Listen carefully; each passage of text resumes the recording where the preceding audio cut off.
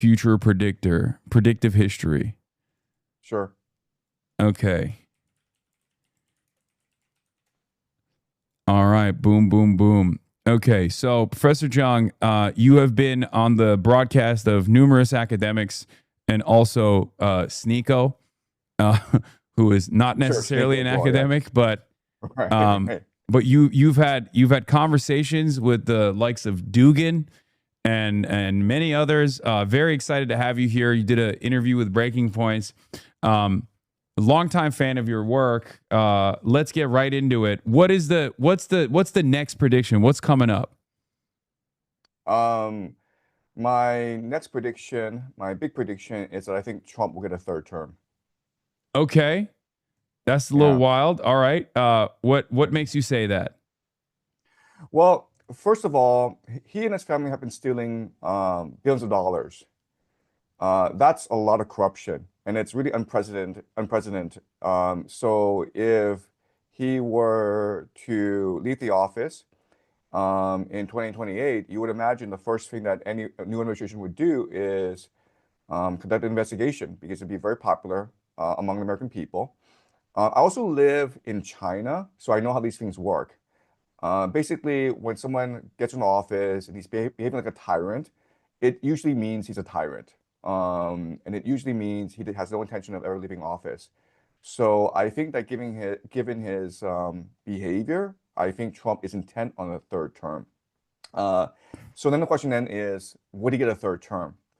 And when Zelensky visited the White House, there was a White House gaggle, and basically, the reporter asked Zelensky, "Hey, why haven't you had an election for the past 4 years, and you should be out of office?" And Zelensky is like, "Well, we're at war, so we suspend the Constitution." And then Trump was like, "Wait, you can do that?" And then Zelensky was like, "You like that, don't you?" And yeah, that's what he might do. He could also run as a VP and have his son, Don Jr., at the head of the ticket. And then when he wins, when they win by cheating, they can, his son can abdicate and he can be the president again. So there's one Uh, complication there. It's actually right? unconstitutional for him to be the vice president. Like right now, Barack Obama couldn't run as a vice president because he's already carried out his 2 terms. Because That is so that is there up to the there's a constitutional hurdle there, but maybe he can climb it. I don't know. that is up to debate because if you talk to any law professor, he or she will tell you that it is unconstitutional. It violates the spirit of the Constitution. But the problem with the Constitution is it doesn't state explicitly that you can't do that. Because what the Constitution says is that no vice president shall be elected, but the vice president is not elected. He's part of the ticket. So it's ultimately up to the Supreme Court to decide what this Constitution says, right? So Yeah. I would debate that they will take this to the Supreme Court. Well, yeah. I mean, the vice president has the same qualifications as the president. Like vice president also has to be like over the age of 35, for example. Like you can't have like a 30-year-old VP on the ticket. That is the But spirit of the but then Constitution. again, but then again, who knows? This That's the is spirit of the Constitution. I agree yeah. with you. And all law professors will tell the same thing. But again, it's not in the letter. It's not explicit. And so they can take the Supreme Court. And ultimately, three of the nine justices were appointed by Trump. He'll probably get another one by the end of this year, possibly next year. So there'll be four appointed by Trump when this case goes to Supreme Court. But it'll be great for us because it'll be Barack Obama versus Donald Trump in 2028. Okay. You said us. You're in the tank for the Democrats. Is that what it is? Am I getting that right? No, I know. What I meant. Of course, I'm being ironic. What I meant is like just a general spectator. Oh, It'll be okay. like it'll be like the WWE, right? The main event, Okay. the greatest clash in American politics. Barack Obama versus Donald Trump. Donald Trump's been waiting for this ever since what 20. When did he go to the White House Correspondents' Dinner and Barack Obama made fun of him? I mean, he's been It's like relishing this moment for a long, long time. 2015, 2014, maybe. Yeah. No, he's been relishing this moment for a long time. They're saying 2011 in my chat. Professor Jiang, is it possible to raise your volume on your end? I tried to do it on mine, but it's already maxed out just a little bit from your Okay, microphone because sorry, you're a little sorry. bit So quiet. sorry. I'll put my mic closer to my um. Yeah. All right. There's no Is this way to better? crank up the volume on your end through the Uh, Zoom, maybe. yeah. Let me try. Okay. All right. Right. It sounds This is fine, is what. what chatters are saying now, but it's crazy because, and I'm sure you've already gotten a little taste of this when you were also live. They always complain. You know what I mean? They always complain, and then Yeah. they're like, and then they complain nevertheless, even when you fix it. Yes. Okay. All right. Okay. So, is this better now? It's a little bit better. I'll just lower my own volume to adjust it to yours so Okay. that people can, people can lower their volume or increase their volume. I think we should be Okay. good All this right. way. Okay. All All right. right. So getting back to it, so you're famous for your predictions. You use game theory. A lot of people have called you out on it. I don't fully understand how game theory factors into your predictions. Sure. Do you mind elaborating on how game theory factors into your predictions on geopolitical events? Right. So my big thing is that um the world is a game, and we can treat nation states as players in this game. And each nation state has a distinct personality, determined by its geography and by its history. And this distinct personality determines how it interacts with the world. So, for example, the United States is particularly aggressive. China is not aggressive,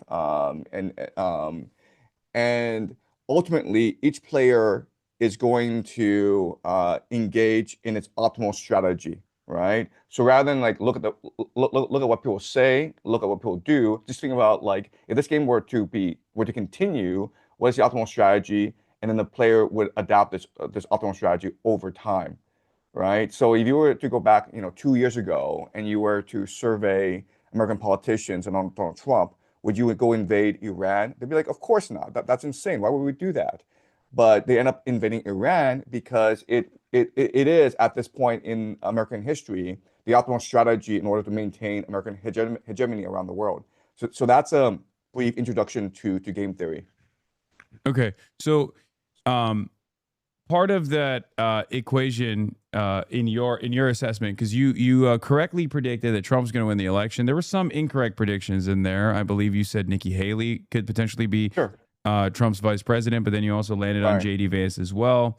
There was one thing that stuck with me though, where you said that America was going to go up the escalation ladder with Iran. America was going to lose the war to Iran, but in the process of doing so, that there would be troop movements that from the rest of the region would join in on this battle and Yes. militarily invade Iran. Boots on the Yes. ground military warfare. Part of that, you said Saudi Arabia would amass 200,000 plus troops. Yeah. Where, if you don't mind me asking, where did you get that number? Because I remember looking up the number of troops that the Saudi government has, and as far as like combat troops, it was nowhere near 200,000. Which, Right. of course, Well, I don't even think Saudis would ever allow Saudi nationals to go and wage war, as they were thoroughly defeated militarily in Yemen by the much smaller, much more ascetic band of troops backed by Iran, the Ansar Allah movement, the Houthis. okay, so to be perfectly honest with you, I didn't do thorough research when I came up with these numbers. When I give lectures, I'm trying to create a narrative that sort of captures the essence of what's happening. And so my larger argument is that America will go in a coalition, and this coalition will make up the bulk of its invasion force. And we're already seeing this transpire where there's a crackdown in Iraq. And so what a lot of people believe is that the prime minister is trying to crack down on the Shia militias in order to pave the ground for invasion from Iraq, right? And if that were the case, then you can see Iraqi militiamen joining in. You can see the Kurds joining in as well.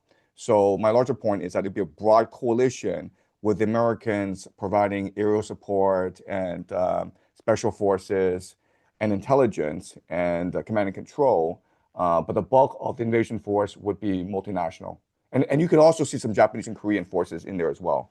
Wow, you think Japanese and Korean forces would also participate in a ground invasion of Iran? Well, it's in the benefit of America to make it as international as possible. And ultimately, if the Strait of Hormuz were to continue to be closed, then South Korea and Japanese economies would tank, right? So they have a vested interest in sending forces. They may not send a lot, but again, I think Trump will be very interested in having this as broad a coalition as possible, just for domestic political purposes. Yeah, I mean, I don't know about the Japanese self-defense forces, especially considering that that's like definitely a bridge too far for many, even in Japanese society. As far as I understand Japanese politics, I mean, they don't really have a real military. I mean, it's unconstitutional for them to even have a military technically.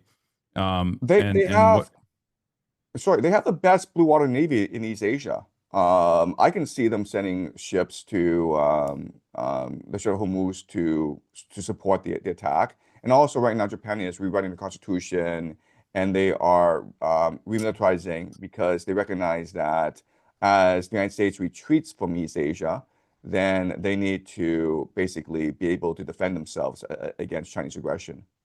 Yeah. So let's talk about that a little bit, if you don't mind me asking. So you live in Sure, Beijing, sure. but you're on the Yeah, English side of the internet. So, and I've been to Beijing. I don't know if you're aware. I've been to China. It was quite the yep, controversial trip, as a matter of fact, because I don't have, unlike many Americans, I don't have an immediate hostility towards China. I think it's just another country existing in the world. And as you also correctly pointed out, they don't have a lot of inherent hostility towards other countries in general. They just have, sure. they exercise their self interest, and their self interest revolves around maintaining stability around the world. And even simply saying that out loud and correctly pointing to that is seen as an unforgivable sin here in the United States of America.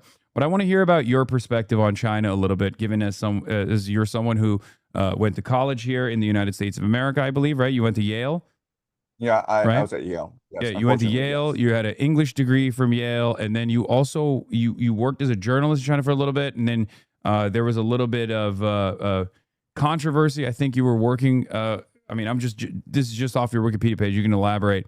There was you were working with a American outlet, I think, or an Yeah, international or Western PBS. outlet. Yeah, PBS. Oh, you were working with Yeah. PBS. Okay, cool. And then and what was that about? Yeah, so I was working as a freelance journalist for the first couple of years. I was in China, and I was working for the Chronicle of Education, um, Asia Week, some American publications. And then PBS came into town, and this was a time when China was applying to join the WTO, the World Trade Organization. Uh huh. And there were a lot of worker protests around the country due to the restructuring of the state-owned enterprise system, right? A lot of people were losing their pensions, a lot of people were losing their livelihoods. And so they sent me to the northeast of China, a place called Daqing, to film a worker protest. And the moment I arrived, I was arrested because there were a lot there, as you know, in China, there's a huge police presence everywhere. Like lots of plainclothesmen, a lot of spies. So I was arrested the moment I was there, and I was put in a hotel for 48 hours. And I was interrogated, and I was forced to sign a confession saying that I was working illegally in China as a journalist, which I was. I was working in China illegally as a journalist. I had a crime here. And so Sorry. why is that funny? I just like that you're so honest about it. Or you're like, Yeah, no, no, no, no. you're like, It's illegal to work in China as a journalist. And then I was deported, but I was not charged with a crime. There's a difference, right? uh So I huh. was deported, and I was allowed back in the country anytime I wanted. But they wanted to deport me in order because I mean, like you can imagine when a journalist gets arrested in China, when you got stopped at Tiananmen Square, that's big international news, right? Yeah. So I mean, the even when I journalists, got detained for like 3 seconds at Tiananmen that's Square, that exactly was all over Western newspapers. They're like, "Oh, the communists have arrested him." I mean, it wasn't, but yeah. yeah. Yeah. So yeah, they said you can come back anytime, but we have to deport you because you're getting too much attention. And so after a year, I was trying to write a book, didn't really work out. And I was trying multiple uh possibilities, but then I ended up going back to China to do documentary filmmaking. And then I worked in the United Nations, Afghanistan, and then after that, I started to work in education reform in China. I built a couple of schools in China that were pretty successful, and then I got fired because I'm a tyrant. I have a certain way of doing things. I have a certain way of educating students, and it didn't really align with Chinese culture and Chinese tradition. I want to teach critical thinking. I want to teach the Socratic method, and they just wanted kids to get into Yale and Harvard. And I was doing that, but they didn't want the education reform, and so I was fired from my position. I wandered around China for the next 10 years before I met my wife, and that's what really changed my life. After I met my wife, we had 3 kids, and so I needed stability in my life, and so I started to go work at a private school, and that's when I started to film my lectures. So I was teaching both geopolitics, game theory, as well as great books, Homer, Dante, Plato, and that's what made me popular online. I've seen the videos. So the videos that you have on the internet, you actually have students in the room with you. Like that's a lecture Yeah, from high school. one, I assume but I is a high school. it's a high school and I have like one student in the class. Yes, You have as one many, student. sometimes two. You know, Okay. sometimes if I get lucky, I get two. But yeah, usually one student in the classroom. Yes. And what's the like I've looked into the website a little bit and I feel like it's one of those schools where it's like the goal is to try to get these kids to like American college, right? Is that what it is? Yeah, yeah. So we are a private school. I've left the school, by the way. Oh, you But have. Okay. I have left the school to pursue other possibilities. But it's a private school. It's trying to get Chinese kids into American schools, in American colleges. But as you can appreciate, a lot of these kids are there because they failed out of the Chinese public school Yeah. system. The Chinese public school system is very, very rigorous. It's intense, and a lot of kids, I would say the vast majority of kids, flunk out because they develop a lot of depression, they develop psychological issues, and these parents are rich enough to send their kids to America. So I deal with like rich dumb kids. Yeah. That's what a lot of Americans don't realize this, but yes, the children of rich kids in other countries with like a public education system oftentimes will send as a secondary option their children to private school in America because it's much harder to get into the best schools, the top schools in China. Same thing with Turkey as well. I'm a Sure. dumb rich kid who had to go to private school in high school because I couldn't get into any of the good schools because I didn't fail, but it's just like I wasn't competitive enough in eighth grade in my test results. Yeah, And and the grind starts at like age 2 or 1. It's crazy what the parents will do to make sure their kid succeeds on the national entrance examination. I mean, like these kids are doing cram school at age 3 or 4. They're learning math, they're learning vocabulary, they're doing a lot of sports, they're swimming. I have 3 kids, and it's impossible for us to raise a family because our kids can't find any friends. Everyone's too busy studying, and we are very progressive with our kids. We want them to be happy. And so all other parents look at us and think we're like, just serial killers, like cannibals. Like how could you do this to your child? Don't you know that at age 6 or 7, your child's future is already determined? Are you happy with your child being, like a drug addict for the rest of his life? We get a lot of stares, and we people talk about us behind our backs all the time. that's wild. But so what's your plan then? Are you planning on bringing them to the West, or are you planning on raising them in Beijing?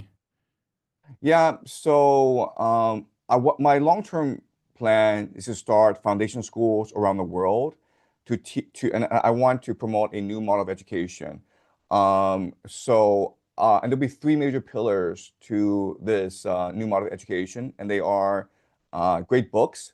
I think that in the digital age, it's now the most important thing to read books, especially the great books, right? Homer, Dante, Plato, Shakespeare. The second pillar is game theory, like teaching you how to understand geopolitics, how to understand current events, and understand the social forces that determine these events. And the third is their cult, religion, right? So I'm interested in teaching the Kabbalah. I'm interested in teaching Sufism, Vedic philosophy, Taoist philosophy, because I feel that if you really want to understand the world, you need to understand religion, because the reality is that most people are religious and people take their religion seriously. And I think that it's very hard to understand what's happening in the Middle East unless you look at it from an eschatological lens. Unless you appreciate that there are crazies in the American government, be like Peter Hegseth, who believe they're actually crusaders, that they are gonna go and bring in the second coming of Jesus. A lot of these Zionists are driven by end times eschatology as well. They really believe that they are going to build a third temple, and this is going to bring back sorry, not bring back, but like usher in the coming of the Messiah, and then God will bring heaven to earth. They all believe that. They all believe this. And unless you really appreciate this, it's very hard to understand how the world works. I mean, I believe in dialectical materialism. My understanding of the world revolves around, in some ways, it's not dissimilar to game theory, self-interest on the basis of class, and how societies are organized around the means of production, and everything is downstream from that. But I do think that there are some, spiritual and ideological ways of thinking that might lead people astray. But I think ultimately is still, is still the self-interest of the capital owning class. But it seems like you were not a believer in Marxist theory or Marxist thought at all. I'm sympathetic. If you actually research Kabbalah, you would appreciate that dialectic materialism comes from the Kabbalah, right? So if you look at Marx and his genealogy, both his maternal and paternal sides of the family, they come from several generations of rabbis. The guy's an aristocrat. Like just go and look at his Wikipedia page. He comes from like He is Jewish, but he's also very critical of religion in general. And I do feel like the philosophical basis comes from Hegel and not Kabbalah. But maybe I misunderstood right, it. right. So I mean, my first point is that you're still influenced by your environment, right? I mean, if your parents, your grandparents are talking about Kabbalah every single day, you could reject that, but it's still going to influence how you perceive the world. That's point one. And then point two is that the Kabbalah infiltrated the larger milieu, the zeitgeist of the times, and so I think it's very hard to understand that materialism and communism without thinking about the Kabbalah. That's my experience. This is something we can go deeper into. But I can show you a lot of similarities between dialectic materialism and Kabbalah. So I I would mean, love to but the hear most more about that actually, because I right. feel like So it's what you're describing is like almost foundationally yes, diametrically opposed to my understanding of materialist thought, especially when paired with the concept of dialectics, which is to disavow the spiritual. Which Hegel's dialectics, yes, was more so about the spirit of certain things, whereas like materialism is all about the real world, simply put. right. Okay. So have you looked at the tree of life? I The tree of life. know what is the tree of life. I mean, Okay. I think I know So what that is, but I don't know. right. Okay. So the tree of life is what Kabbalists believe to be the fundamental underlying logic of the universe. Basically, how God thinks, basically how the universe moves, right? So in their understanding, the universe is energy. And this energy has a certain vibration that it moves.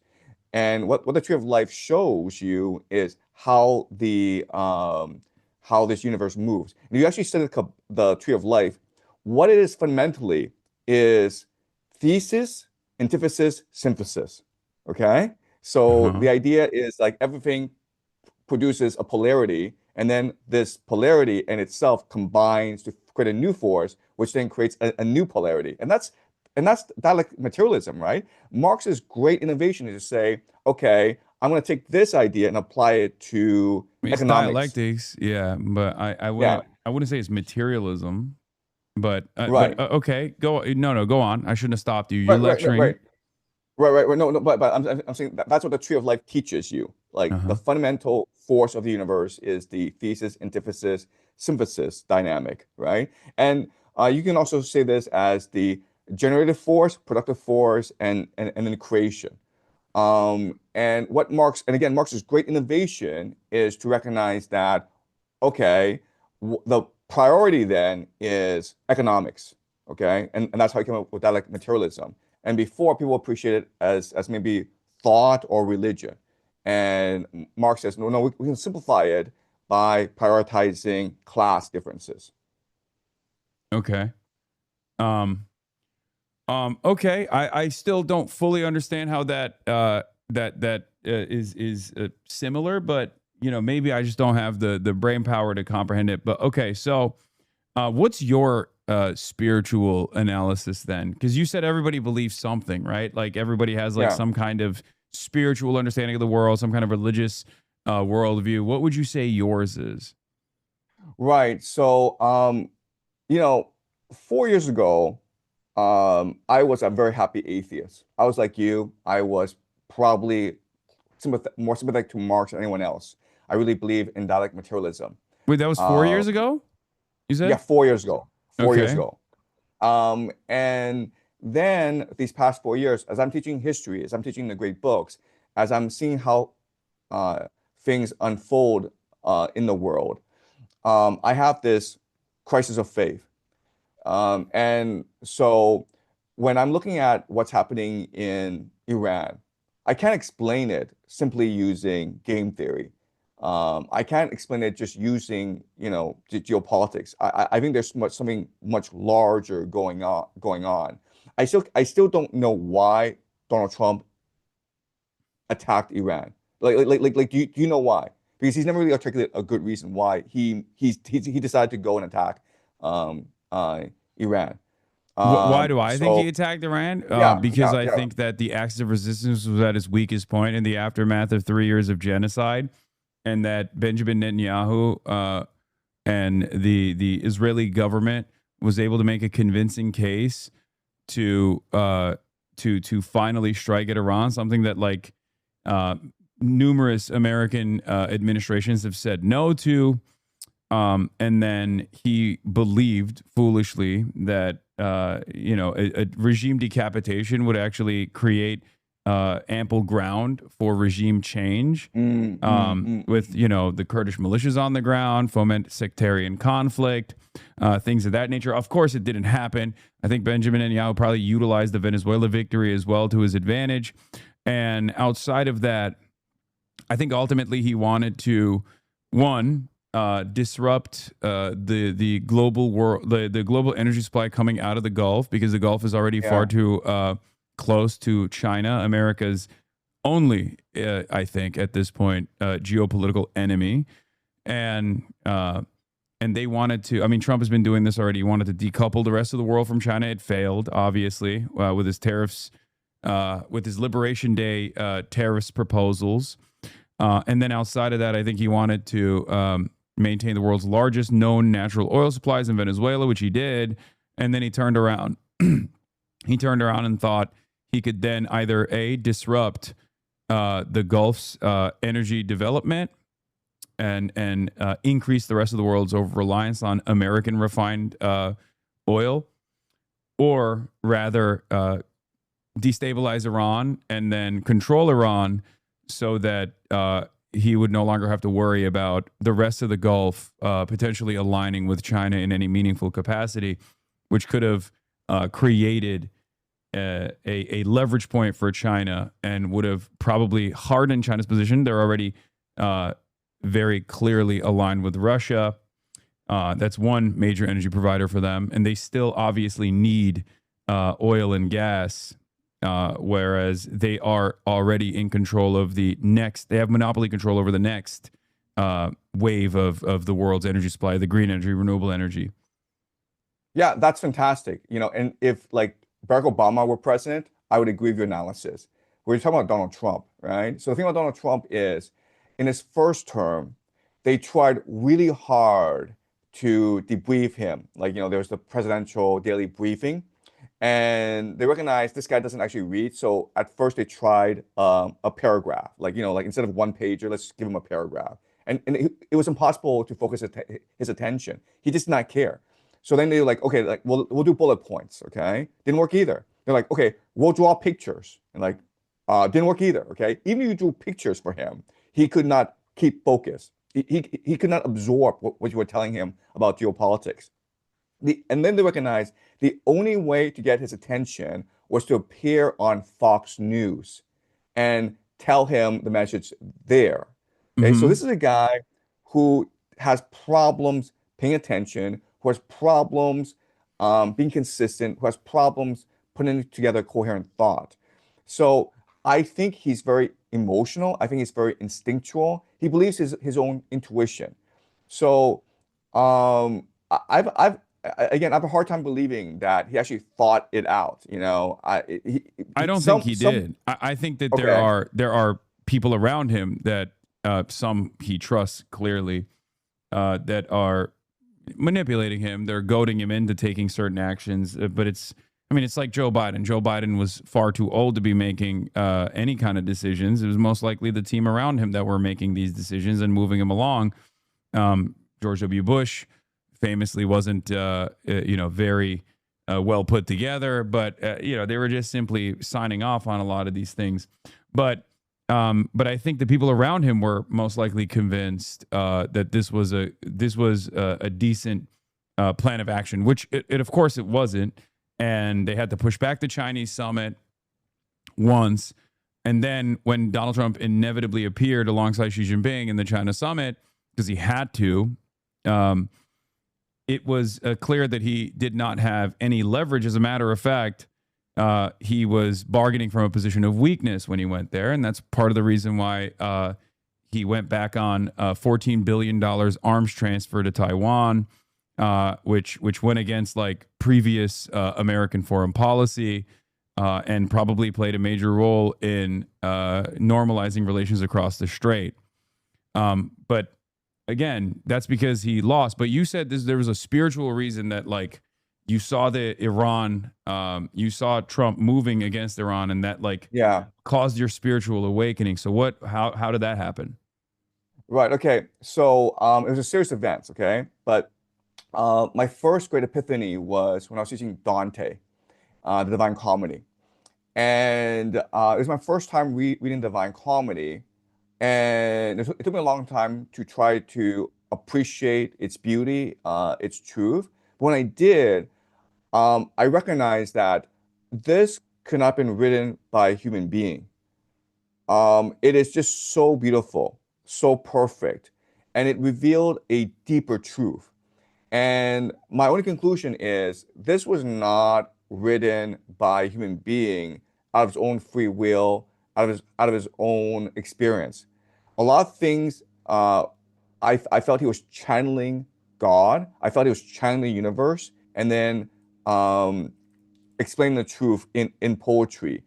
And so the Divine Comedy, what it tells us is that there are two worlds. There's the material world in which we live, and then there's a spiritual world in which our consciousness inhabits. So think of our consciousness as inhabiting infinite dimensions. And our consciousness is able to access the entire universe if we train our consciousness to meditate, to focus, to be ever present. And once we do that, then great truths revealed to us. And I look deeper into this, and I recognize that this is what every single great religious and spiritual tradition has taught before. that ultimately we are part of the divine, that God is in us, and that we are in God. And as I continue to study more and more history, I recognize that most humans throughout most of human history have believed this, and they've structured societies around us. Our our our world is unique in that we are completely materialistic, and that we deny the existence of God, that we deny the existence of the soul, of consciousness.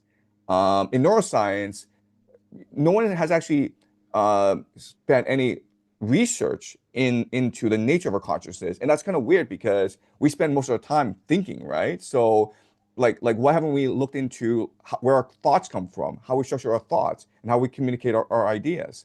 So, the Divine Comedy was a great awakening, and then, like, as I studied history, I recognize a great paradox in our history, which is scientists know that our minds, the way that our minds are structured with the frontal lobe, um, our minds have been this way for the past 200,000 years, but we only have like 10,000 years of recorded history.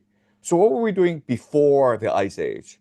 Um, like were we just like, in caves, freezing to death, or running around chasing monkeys? Like what were we doing for 200,000 years? And then you look at places like Göbekli Tepe, in Turkey. You look at places like the Amazon forest, the Grand Valley in the United States. There's so much evidence of previous civilizations in these places before, and so I don't know how much of our history is real. So these past 4 years, I've been on a journey, and also, um, I've been looking into certain conspiracy theories, like such as a moon landing, such as JFK, such as 9/11, and the evidence is kind of overwhelming. I The like overwhelming I in know what it's not true. direction? That it's just In fake. that yeah, and the government is covering things up, right? I mean, like just look at 9/11, you just Google World Trade Center building number 7. You're like, oh, wait a minute here. Um, I thought 2 buildings came down, right? Because there were 2 planes, but Mm-hmm. 3 buildings came down that day. So how did that Mm-hmm. happen? Right? And like the moon landing. Oh, okay, we got to the moon, but apparently we lost all the technology. We lost all the data, the telemetry data, and we lost all the footage.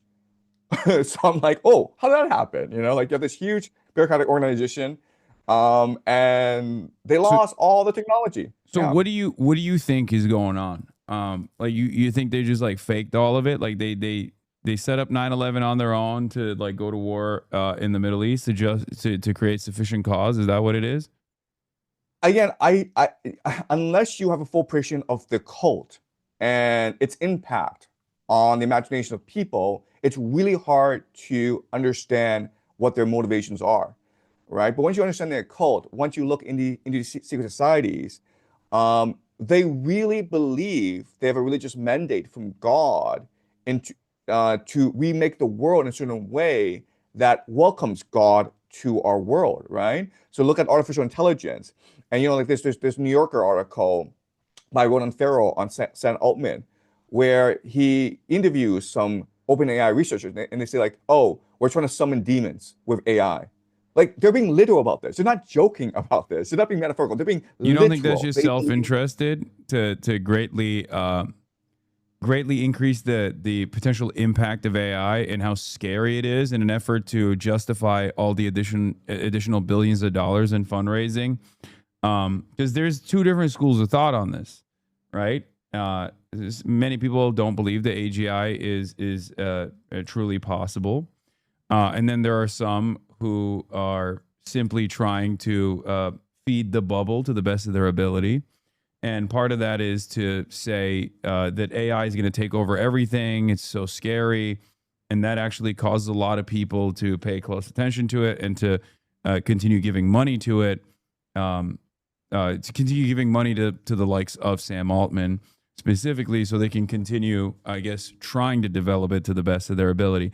I do have a question for you. So you said you Sure. read the Divine Comedy only 4 years ago. That seems a little far fetched considering that you got an English degree from Yale. Well, I mean, but the Divine Comedy is in Italian, right? So we read Shakespeare, Milton, Keats, Wordsworth. We were reading English poetry. So you didn't read But Divine Divine, Comedy through your English major at Yale? no, no, no. And Divine Comedy is actually very hard to read. I mean, I read a lot of classics at Yale. I read, Homer and Plato, but we never read the Divine Comedy. Okay. I mean, We should we have. We we should read it. have. We read it in. I think we read. I mean, I read it in Turkey in like eighth grade, I think. But Right, I didn't fully right. understand it. But then again, I also didn't think that it was like a divine intervention that like was incepted into Dante's brain. I spent the past 2 weeks teaching Divine Comedy, and I spent every single day trying to tell people this is God's work. This is not Dante. This is the universe taking possession of Dante in order to spread the divine fire to humanity. I spent the past 2 weeks doing that, and it's on my channel. So, Okay. And you're okay. So you read Divine Comedy, and that just like one shotted you. It one shotted basically, your yes. mind, Yeah, and that yeah, somehow ties back to Donald Trump's invasion plans of Iran, and yeah, that put you down this journey. But that happened, uh, that didn't happen 4 years ago, right? That happened yeah, yeah, 130 days ago is when Donald Trump yeah. kickstarted Operation Epic Fury. So the timeline is a little messed up for me. I'm trying to understand. I'm trying to. Okay. All right. Okay. So, here's my theory. And again, I could be completely wrong. Okay. But based on my reading of Divine Comedy, this is what I think happened. Okay. There are many Jewish occultists, okay, Kabbalists, okay, who are intent on ushering the end times because they want God to come to earth and to reunite with the Jewish people. Okay. And so one group that is very prominent, very powerful are the Chabad Lubavitch movement, and then Rebbe Sneerson was leader of that movement for many decades. He's obviously passed away, but the thing about Lubavitch is like they are the largest property owners in Brooklyn. Okay, so they bought property way back before World War II, and now they're basically the biggest real estate developer in Brooklyn. And a lot of people that are in real estate are maybe front people for the Chabad Lubavitch movement, including like the Kushner family, right? And Donald Trump would obviously have had dealings with Chabad Lubavitch. They're not interested in the mature world. They don't care about that. What they're interested in is fulfilling their end times prophecy. There are three major pillars to the end times prophecy. The first is the completion of the Greater Israel Project, right? Second is the return of the Jewish diaspora to Jerusalem.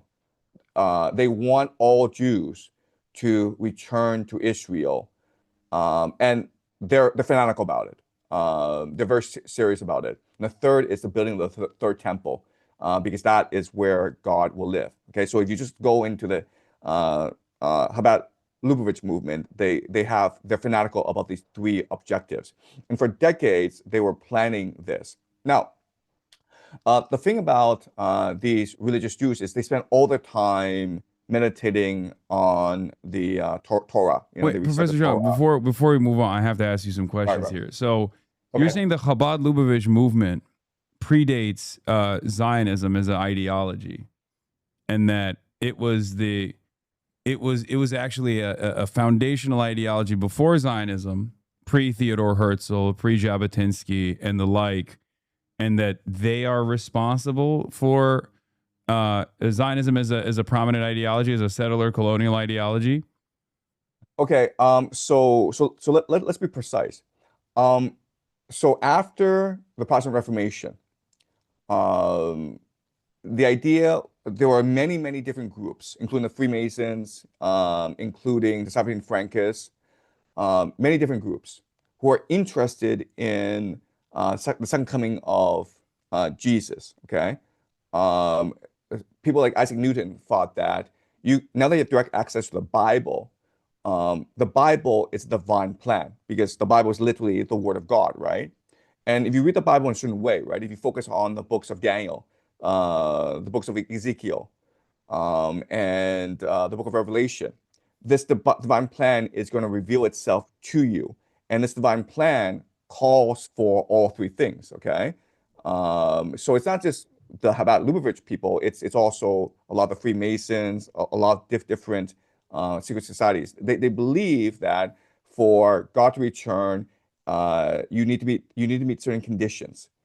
And again, this is a fringe group of people, but unfortunately, this fringe group of people tend to have all the power in the world. Okay, so I mean, I don't know if that's the case. Like, I mean, okay, I think Zionism is broadly speaking a fairly dominant ideology amongst a lot of evangelical Christians, and certainly many American or Western Jews as well.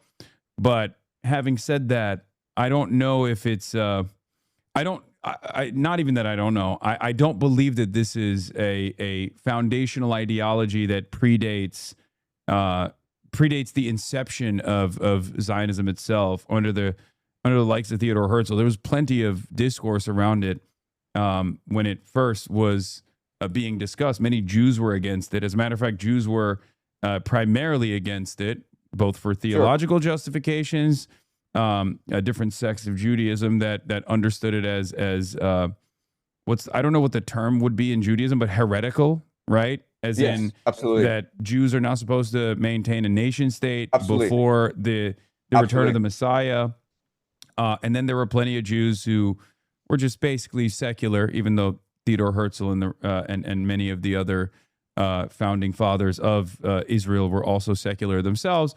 But there was the Bundist movement that was anti-fascist and therefore opposed any kind of settler colonial enterprise, such as what Zionism would bring about. So I don't know if that's I don't know if that would be a guiding principle. And I also certainly don't believe that the groups that were able to purchase real estate in Brooklyn are the most powerful financial force in American politics, let alone global politics. I mean, it's just Brooklyn right. real estate. Right. Okay. Okay. So again, you're absolutely right. These points you bring up are absolutely correct. Okay. Point one is that Zionism in the year 1900, when Theodor Herzl was active, it was a very fringe thing. Only about 1% of all Jews around the world support the idea of like let's pack our bags, leave our middle class life in England and America, and go to a desert in the middle of nowhere. Like 1% of Jews actually believe this. And you're absolutely right in It's that. before the Uh, 1900s, even. It's like late uh, 1800s, I think. yeah, so I think Theodore Herzl, his book, Judenland, was published in the year 1899. Yeah. So um, so at this point in history, the idea of return to Jewish homeland, Jerusalem, it is not popular. But as you point out, the other issue is that it is heretical, right? Because the very basis of Zionism, Christian Zionism, is that you can actually manipulate history, and that goes against God's will, right? It is God's will that the Jews be dispersed around the world because of their sins, because of their lack of faith in God. And when God has chosen the Jews already, then He will send a Messiah to take them back to the promised land. Okay, that's the order of things. And so the priority for Jews is to practice um, a life of piety, a life of goodness, a life of generosity. And then when God is ready, then the Messiah will come. Okay, that's what most Jews believe. Okay, But my argument, quick question for you, actually. I don't know how many Jewish friends you have, but at least maybe in the spaces that I occupy, they don't believe any of that shit. As a matter of fact, for the right? most part, most Jews that I know at least are, they're atheists. They say they're Jewish. They may have, attended a couple dinners every now and then, but for the most part, they're just, they're chill about this sort of stuff. So I don't like a lot of Yeah, Jews are secular. I don't think they believe yeah. any of this stuff. So I don't know if we're I went to Yale. I went to Yale, so I didn't know a lot of Jewish people. and But so the Jewish people that you met at Yale, they were like, this is what we're about. We got to live a life of piety. no. They were secular. They were Yeah. extremely Okay. intelligent. They were very open-minded. They were very cosmopolitan. They were secular. I don't recall meeting any religious Jews. But what I've learned is this. Okay, you have about 1 million people. You actually don't need that many people in order to create a movement that has a direct influence on geopolitics. If only 1% of these million people decide, you know what, we really believe in something fanatically, and we're willing to sacrifice our lives in order to achieve our goal, and we're willing to pour resources, and we're willing to spend the rest of our lives doing this. And not only that, but we're willing to indoctrinate our children to complete our mission and our grandchildren to complete this mission over the course of 100 years. Well, this 1% is going to have a lot of influence in finance, a lot of influence in business, a lot of influence in politics and geopolitics. So you Okay, think so it's that the like Chabad Lubavitch guys that have a lot of influence in finance? It's not just like even if, because the common trope is there's a lot of Jewish people in positions of power, right? And in the field of yeah. finance and whatnot. I don't think any of those guys are a part of Chabad Lubavitch, or maybe some might be, but by and large, I think like there are some who are Zionists, some who have varying degrees of interest in like defending Israel's interests, but for the most part, they're they have their own self interest. From my perspective, it's regardless of what someone's religious background is maintaining their class position, right? Okay. Jewish, Christian doesn't matter. That's the way I interpret the world, at least, right? Okay. All right. So there are certain things about Donald Because Trump. I don't think I don't think Hasidic Jews run finance is what I'm saying. That would be Right. a shock to me. Right, right. And I'm not saying that. I'm not saying like, Chabad, Lubavitch, they run everything, okay? But um but okay. This is like really complicated. So let me go step by step. Okay. Chabad, Lubavitch, they're interested in religious meditation. They're interested in mysticism. Okay, they're interested in ideas. And so they focus all their energies on certain on meditation, okay? And what they want, what they pray for is, of course, the coming of the Messiah and the return of the Jews to Jerusalem and to be one with God. And if we believe the universe is pure energy, if we believe the universe is conscious, then these ideas would be uploaded to the universal subconscious. Okay, does that make sense? Because I mean, it doesn't make sense to me, but I'm listening. I'm open minded. okay, right, right, but I want Like to make sure the I don't logic is believe clear, we're all okay? uploading our energy into a collective Right, consciousness okay. or But, anything but like I'm saying that. let's just work with that, okay? So, through the meditation of thousands of people over decades, there are certain ideas that are embedded now in the universal subconscious.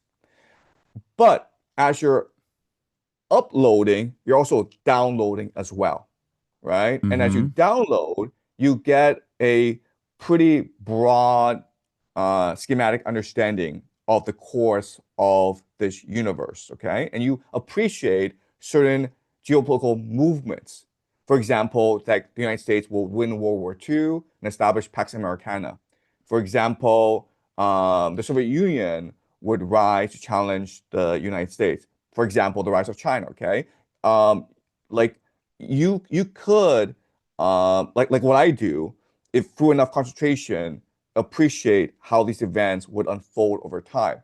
Well, if you know this is going to happen, this is great for people who work in business and in finance, right? Because it allows them to make better business decisions.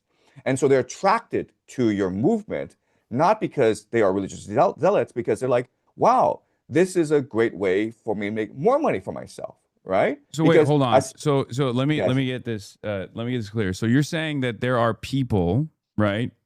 Jews, yes, non-Jews, in positions of yes, power, and they find themselves attracted to this way of thinking, represented by Chabad Lubavitch, because they think hard and they meditate and they unlock the download and the upload that you're getting, because this allows them to make better market decisions and make more money.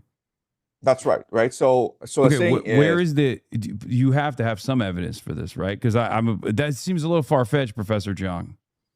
okay, well, I mean, like, let's look at the Epstein files, right? Okay. Why are these people like Bill Gates and Bill Clinton, why are they hanging out with Jeffrey Epstein? What's your answer? Um, Jeffrey Epstein is a facilitator that was deeply embedded in a lot of these circles. Networker, most likely affiliated with Mossad, most likely affiliated with the CIA, and his job was quite literally to be the guy that everybody knows, who can be a fixer at times, and uh, who can also be the person who mass produces sex trafficked children, sex trafficked models of adult age, and you know, create a sequence of blackmail files on every single very wealthy person that they could deploy at times if necessary. Explain to me like why he was obsessed. Like there were a lot of emails where he was like, like let's get pizza and grape juice, grape soda, right? Pizza and grape soda, So right? you think that was Like he, code? Because he would straight up be like, you know, talking about how he wants to fuck children too. So I've always been a little confused by that because like, why is he using code words like pizza at times, and then other times he's just straight up being like, "Do not send me an adult prostitute. I would like a child prostitute," is what he would say in some of the. so there were two major phrases that were like confusing, right? The first was like grape pizza and grape soda, okay, and the other was like going to the dentist. These kids were going to the dentist a lot, man. Like once a month or something like that. No, Like no. do you Well, the need to go? dentist one is understandable. That was actually. I mean, he also had the dental chairs in his compounds, and I think that was to. I mean, I don't know what he was doing, but it was definitely like some kind of either torture or some way of um, potentially Oh yeah, removing their yeah, dental records after yeah. It was disposing of the victims, like something along those lines for sure. But again, that's more overt rather than covert. okay. So All why right. is he going So overt at times, but then why is he also using the code word pizza? right, okay. So I understand what he's doing, and I understand why Bill Gates and Bill Clinton would be attracted to him. Okay, but one thing that people never resolve, a question that people never resolve, is like, how did he get to his position, where he knows the Rothschilds, where he, where everyone's trying to be his best friend, right? It's not like him going to meet Elon Musk. It's like Elon Musk wants to meet him. Yeah, There's a no, I mean difference. that's way after. So I think it was that school that he was working at as a math teacher who Dalton. the Bill Barr's father I think Yeah, was the the Dalton headmaster School. at. Yeah, Yeah. and then he gets elevated. I think at some point he's connected with what's his name? Les Wexner, right? He goes to Dalton School. He gets connected with Les Wexner. He basically becomes like Les Wexner's potential love interest, allegedly, and also somewhere along the way gets access to all of his finances, becomes like sole financial guardian. Okay. And he just keeps. I mean, at some point, I assume he was tapped in by the intelligence community to play this role, as they, I guess, saw him as a decent serial networker who could be in Okay. and out of So these crowds. right. So let's go over his timeline. Okay. So I should point out he gets a job at the Dalton School.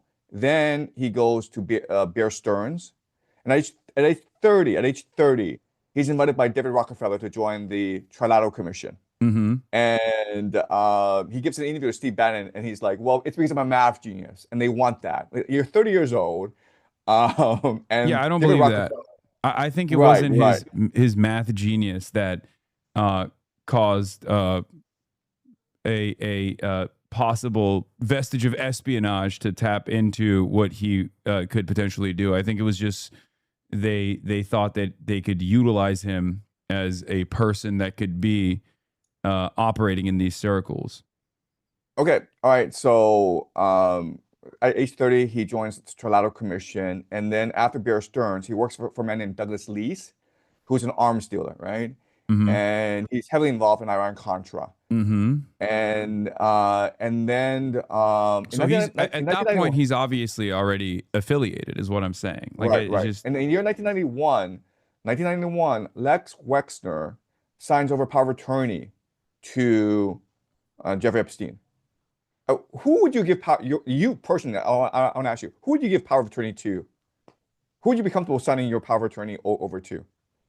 Um, Probably nobody, but Yeah, I do I would say understand. so. Like, no, no, I'm not saying that it's not strange. I totally understand that. I think the reason for why he did that was because by that point he already been tapped in, and he was the fixer for a lot of these powerful people, and had connections to the CIA. Okay, so Lex Wexner, okay? Two things about him, okay? First of all, what's really strange about him is he signed over power of attorney to a guy he didn't really know well in 1991 named Jeffrey Epstein. The second thing is like he's the founder of something called the Mega Group, right? The study group. And the study group are responsible for a lot of Jewish charities, including Birthright Israel, so sponsoring all these uh, Jewish teenagers to go to Israel for a couple weeks. I've actually been on a Birthright Israel trip.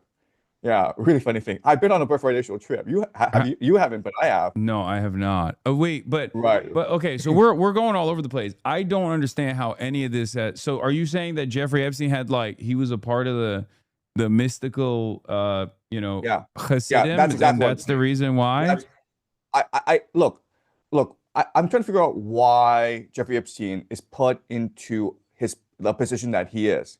And given his background, if I'm just looking at this objective and saying, like, what's this guy doing? It seems like he's being trained for a special mission, right? And who would have the Yeah. power? Yeah, Who would have the authority? mass produce blackmail for very powerful people that you can deploy if necessary, while also being deeply embedded in like elite society, which is, I mean, I think there's utility for that for the But CIA. There's utility for but that for Mossad. right. But I use game theory, so I'm trying to figure out who would do this. Who would tell Lex Wexner to give Jeffrey Epstein power of attorney? Who would tell Douglas Leeds to go hire this guy and train him up to work in intelligence and in arms trafficking around the world? And I think, like, given all my research, okay, the Mm-hmm. person that would have the power, and I'm not saying it's him, but I'm saying like a person who would have the power to do this would be Rebbe Sneerson of the Chabad Lubavitch movement. Okay, Okay. so there are I two still don't videos of understand how like I don't understand how that has anything to do with this Rebbe being like what I can't connect here is like where is the mystical future sight power coming from for okay, these all right, okay. magical mystical Let's Rebbes? just use let's use our imagination, okay, and let's try to be Rebbe Sneerson and go into his mind and how he perceives the world. Okay, I'm Rebbe Sneerson, and I believe I'm a reincarnation of these great Jewish mystics who are now possessing me in order to fulfill the end times prophecy, the great reunion between the Jews and Yahweh. Okay, that's what I believe. Uh-huh. Now, how do I go about doing this? Well, first of all, I need to create a transnational organization that can be politically effective in the United States and in Russia. Why? Because these are the two most powerful countries in the world at this point in history. And I know that because I've seen the future. Okay. So I need to create a political So organization that wait, is rigid. I'm in the Rebbe's mind and I can see the future already. Yes, you can see the Okay. future. Yes. That Okay. already sounds far fetched. I'm gonna be honest. I feel like I don't think the Rebbe had the future foresight gifts, but okay. Again, this is just a thought experiment. Okay, we're just using our imagination, and Mm-hmm. I'm trying to explain to you how this could have worked. I'm not saying this is what happened. I'm just saying like how do we add up all these different dots together? Okay, one is you have this guy who really believes he's a reincarnation of these different Jewish mystics that know the future, and his job is to implement the next phase of the plan. Okay, that's one. Number two is I now need to build organizations and find individuals that can help me fulfill this plan. So I'm building Chabad Lubavitch both in Russia and in Israel and in the United States because these are the three nations that are most crucial to helping me achieve my plan. All right. So these people are pulling their resources and buying up real estate as much as possible. What's really important for me is to figure out who could potentially be political allies I mean, why did they and buy political. Brooklyn? I mean, Brooklyn real estate didn't even get better until like recently, until it got gentrified in the last couple of decades. Why didn't they just buy out Manhattan, for example? You know what I mean? If they had the future Well, foresight, I feel well, I like mean, I would make plays well, on Manhattan instead of Brooklyn. You know what I mean? a lot of Chabad Lubavitch were immigrants from Eastern Europe and from Ukraine and from Russia, right? And they just congregated in that area. And so once they congregated in that area, But if they have future they, foresight, it shouldn't matter, right? um, okay, future foresight is not that specific. Future foresight gives you visions of how the global map works Also, out. why haven't Okay, they but been able to infiltrate China? You think it like is if I'm look, I'm the who Red Bay says they have right not now. I'm the infiltrated Red Bay China? right now, right? Wait, Honestly, sorry. Who says they have not infiltrated China? what's the I'm the Red Bay, right? And I'm Yes, thinking, okay, 100 years of Chinese humiliation. What's next? 100 years of Chinese prosperity. Okay. right. Eventually, there's the Yeah, excesses of the Cultural Revolution. And then Deng Xiaoping comes in, liberalizes the economy, reforms kick in, and then there's a period of instability in the aftermath of that. But ultimately, we get to the Xi Jinping era, right? China's rising. China's a rising superpower. I'm trying to get in there. Why haven't I got in there as the Red Bay? well, first of all, who says they have not infiltrated China? You think I the do. Chabad I do. Lubavitch has I infiltrated do. China? Yes, I do. Wow, But not in the way, that's but not in the way you imagine. okay. Okay.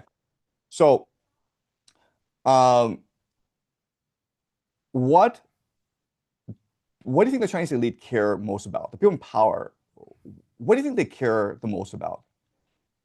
What do I think the Chinese elite care most Yeah. about? I don't know. I mean, probably stability. Like Okay. broadly, are we talking about the party's goals? Like, What do you mean Chinese Yeah. elite? I'm just saying, like, you're a provincial governor of China or you're a billionaire in China. What are your If I'm priorities? a part of the well, now I'm a part of the party. I'm a billionaire. I'm a business owner in China. I'm thinking, how do I perform to the best of my abilities, and how do I go up through the ranks of the party? If I'm a billionaire, I'm probably not going to make it to the top echelon of power, regardless. But I'm trying to be on Xi's good side. That's what I'm thinking. Okay. Well, my priority would be this, to get my money and my children out of China, Okay. right? You, That, you that'd be think my that's priority. what you think that's what all the billionaires are trying to do? They're trying to get their money out of China. Well, you just look at the statistics, right? The number that like the amount of money leaving the country, the number of people fleeing the country. It's pretty overwhelming, right? And why? Because it's a one party state, right? I'm a Mm-hmm. billionaire. What's to stop the party from like taking my money the next day, Yeah, of course. I mean, it happens all the time. right? It's Right. So my priority, number one priority is to get the my money out of the prosperity country, initiative. right? To get my money out of the country and to get my children out of the country, right? Now I need people to help me facilitate this process to get my money out of the country, to money launder it, and to ensure my children are embedded in the elite circles of America, right? To get them Mm-hmm. to Dawson School, to get them to Yale, to get them jobs at JP Morgan, Okay. So right? how does this connect back to Jewish control of China? Well, because the Jews and the Chinese get along very well, Okay. But like, how does right? that? So, But I well, don't understand how because that in any way, shape, or form creates the because you're saying that the Red Bay has future foresight and is this has is just a already thought experiment. I infiltrated. had no idea. I've Okay, never met you're the guy. He's speculating dead. that the Red Bay has So, future wait, foresight, and he's right, right, like right, right. trying to infiltrate the Chinese halls of power. Here's the thing, though: if you're a billionaire and you've like fled China, or if you have significant amount of investment in the Western world, I suspect that you don't have the same level of connection within Chinese governance any longer, right? Because like when you do that sort of thing, especially I feel like in the Xi Jinping era, especially any kind of financial corruption of that sort is oftentimes stamped out pretty aggressively, and your ties are often severed with the party. So, how does that translate back to party power? How does that translate back to influence within Chinese governance? Okay, so what I'm doing is it's all a thought experiment. I'm not saying this is actually what happens. I'm saying like how this could potentially play out. Okay, Yeah, so so I'm I very scarce. expanded on the thought experiment. I was like, so we agree China's rising as a rising power, as a global, it's a, Right, a global right. superpower. And do you agree that a lot of these billionaires, a lot of these powerful people are trying to move their money and their children out of the country? But then they sever their And connection to they're not centers severing the of power connection. within China. They're not severing their connections. All they're doing is they're moving their money and their children out of the country, right? But they're not severing the connections. They're still where they are. They're still, in that political position that they are. They are still running factories, doing real estate deals in China. But they're trying to move their money and their children out of the country because that is the best strategy for them in order to ensure their safety, right? Mm-hmm. Now, I need people who I can trust, who are powerful in America, who are well connected in America, who can help me facilitate this process, right? To get my kids into Yale, to move my billions and put them into real estate deals in the United States. I don't think that that connection makes a whole lot of sense. I'll be honest. I don't think there's a Chabad Lubavitch connection. I just don't understand why it's a Chabad Lubavitch that's at the center of all of these Right, right, theories. right. Okay, okay, okay. So I think a lot of problem is like Especially because, like, you. have you met like Hasidic Jews in general? Like, I mean, I don't. I have not met Hasidic Jews. I I've was about never to met say Hasidic. they're. I mean, like, by Yes, and large, their financial circumstances broadly are not as great as you are presenting it. They're very poor. I agree. I agree. So I completely there's agree. a I select group appreciate of that. them or something. Is that what's going on? With they're the ones who control the money. Okay, so my first point is like the situation is not as static as as you believe. It's I mean it's people. It's a lots of circles that intersect at certain points. Okay, does that make sense? I'm saying like has it. So I'm not saying that his Jews run everything. Like that's absurd. I'm saying like there are different convergence points. Okay. Uh huh. Finance is doing finance, China's doing finance, Chabad Lubavitch is doing Chabad Lubavitch. But I'm saying there are certain convergence points. And it's these convergence points that matter Yeah, but for our I analysis. just don't understand. Like, it's not like China's like heavily invested in BNH or like Satmar Jews or something. You know what I mean? They're not. There's just Okay, like all right, all right. different groups of Let's people that own different properties, and that isn't distributed across the board. There is no like there's no like center of power here that is consolidated in the hands of the few in the way that you have I completely represented agree. it. I completely agree. But again, I think there is a confluence of interests that lead to certain events unfolding. Okay. Let's continue the thought experiment where I'm Rabbi Schneerson and I'm creating this organization about Lubavitch. And what else I'm doing is I'm identifying certain potential political allies. Okay. I'm in 1980s, 1990s in New York City. Okay. I'm Rabbi Schneerson. I'm looking around me and like, who do I think could potentially be a president of the United States? Who, what kind of person do I think could uh, run the White House, and who could work with and co-opt over time? I'm You looking think in they 1980. chose Donald Trump? That's what you think? I think so. I think so. That's crazy. All Okay, right, if you look, hey, look, listen, look, look, look, look.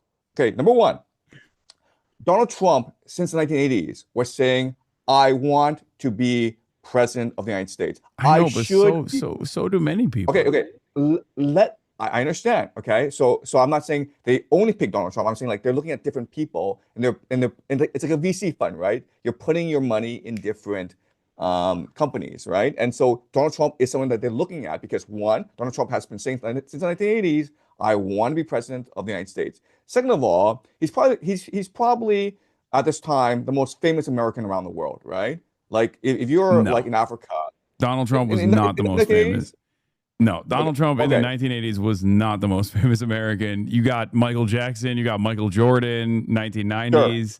He sure. was But nowhere for near a the lot most of famous. people, He was barely famous in America. I mean, he was like in rap songs and stuff like that for some period of time, but I I think if you're a poor person living in Africa, the person who You you think a most poor admire, person living in Africa knew who Donald Trump was in the 80s?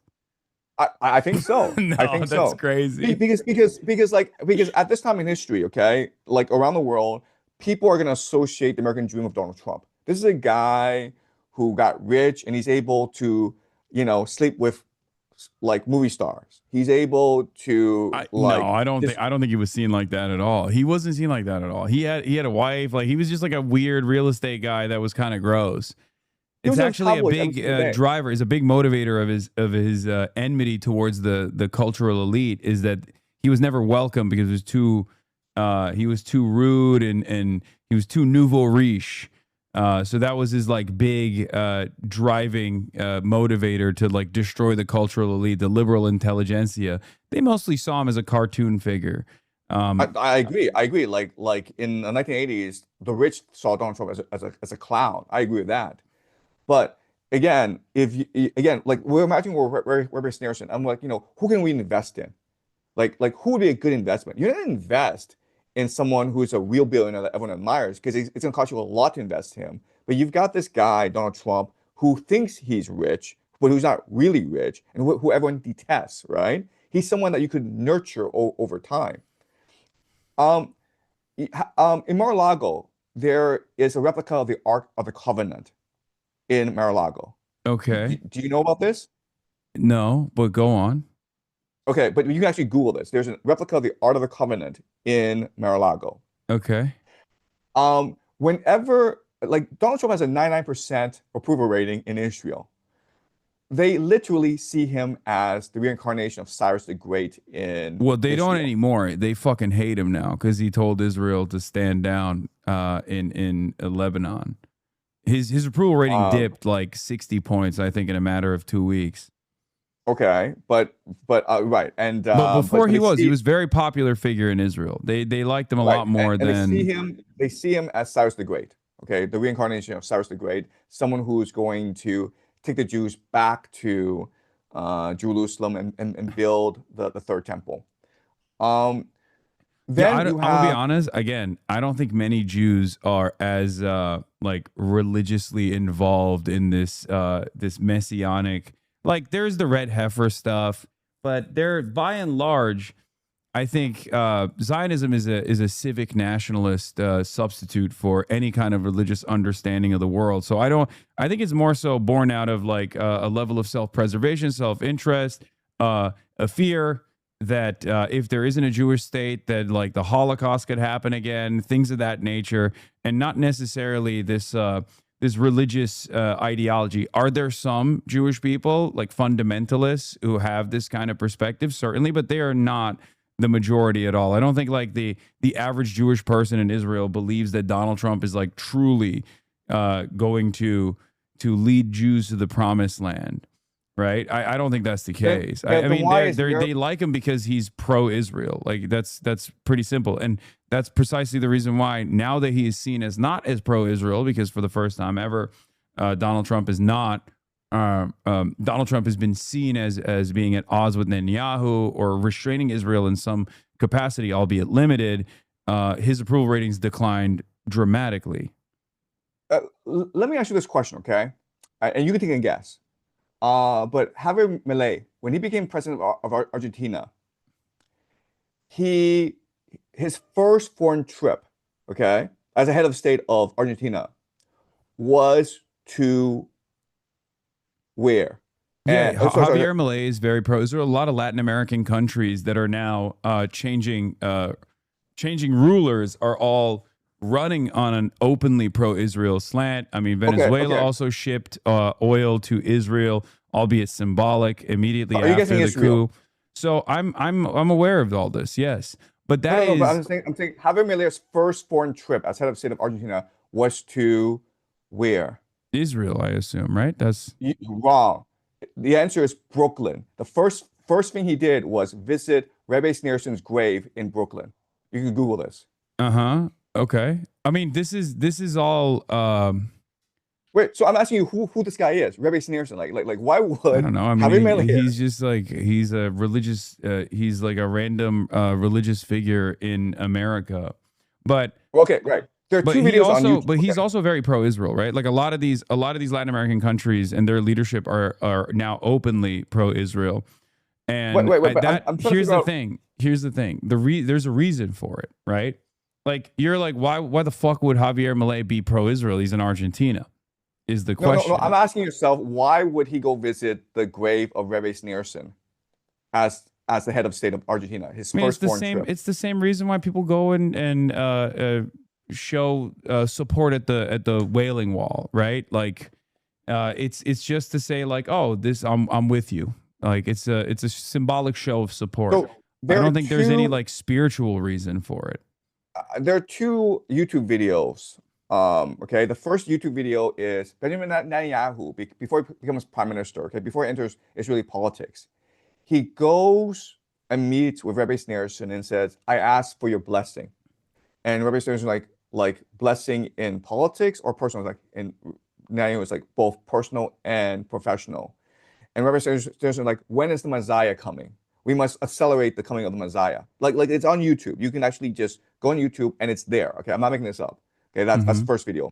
Second video is Rebbe Sneerson is greeting his followers, and one of the followers is like, "I'm the mother of Steven Spielberg, and I want your blessing." Okay, so Hmm.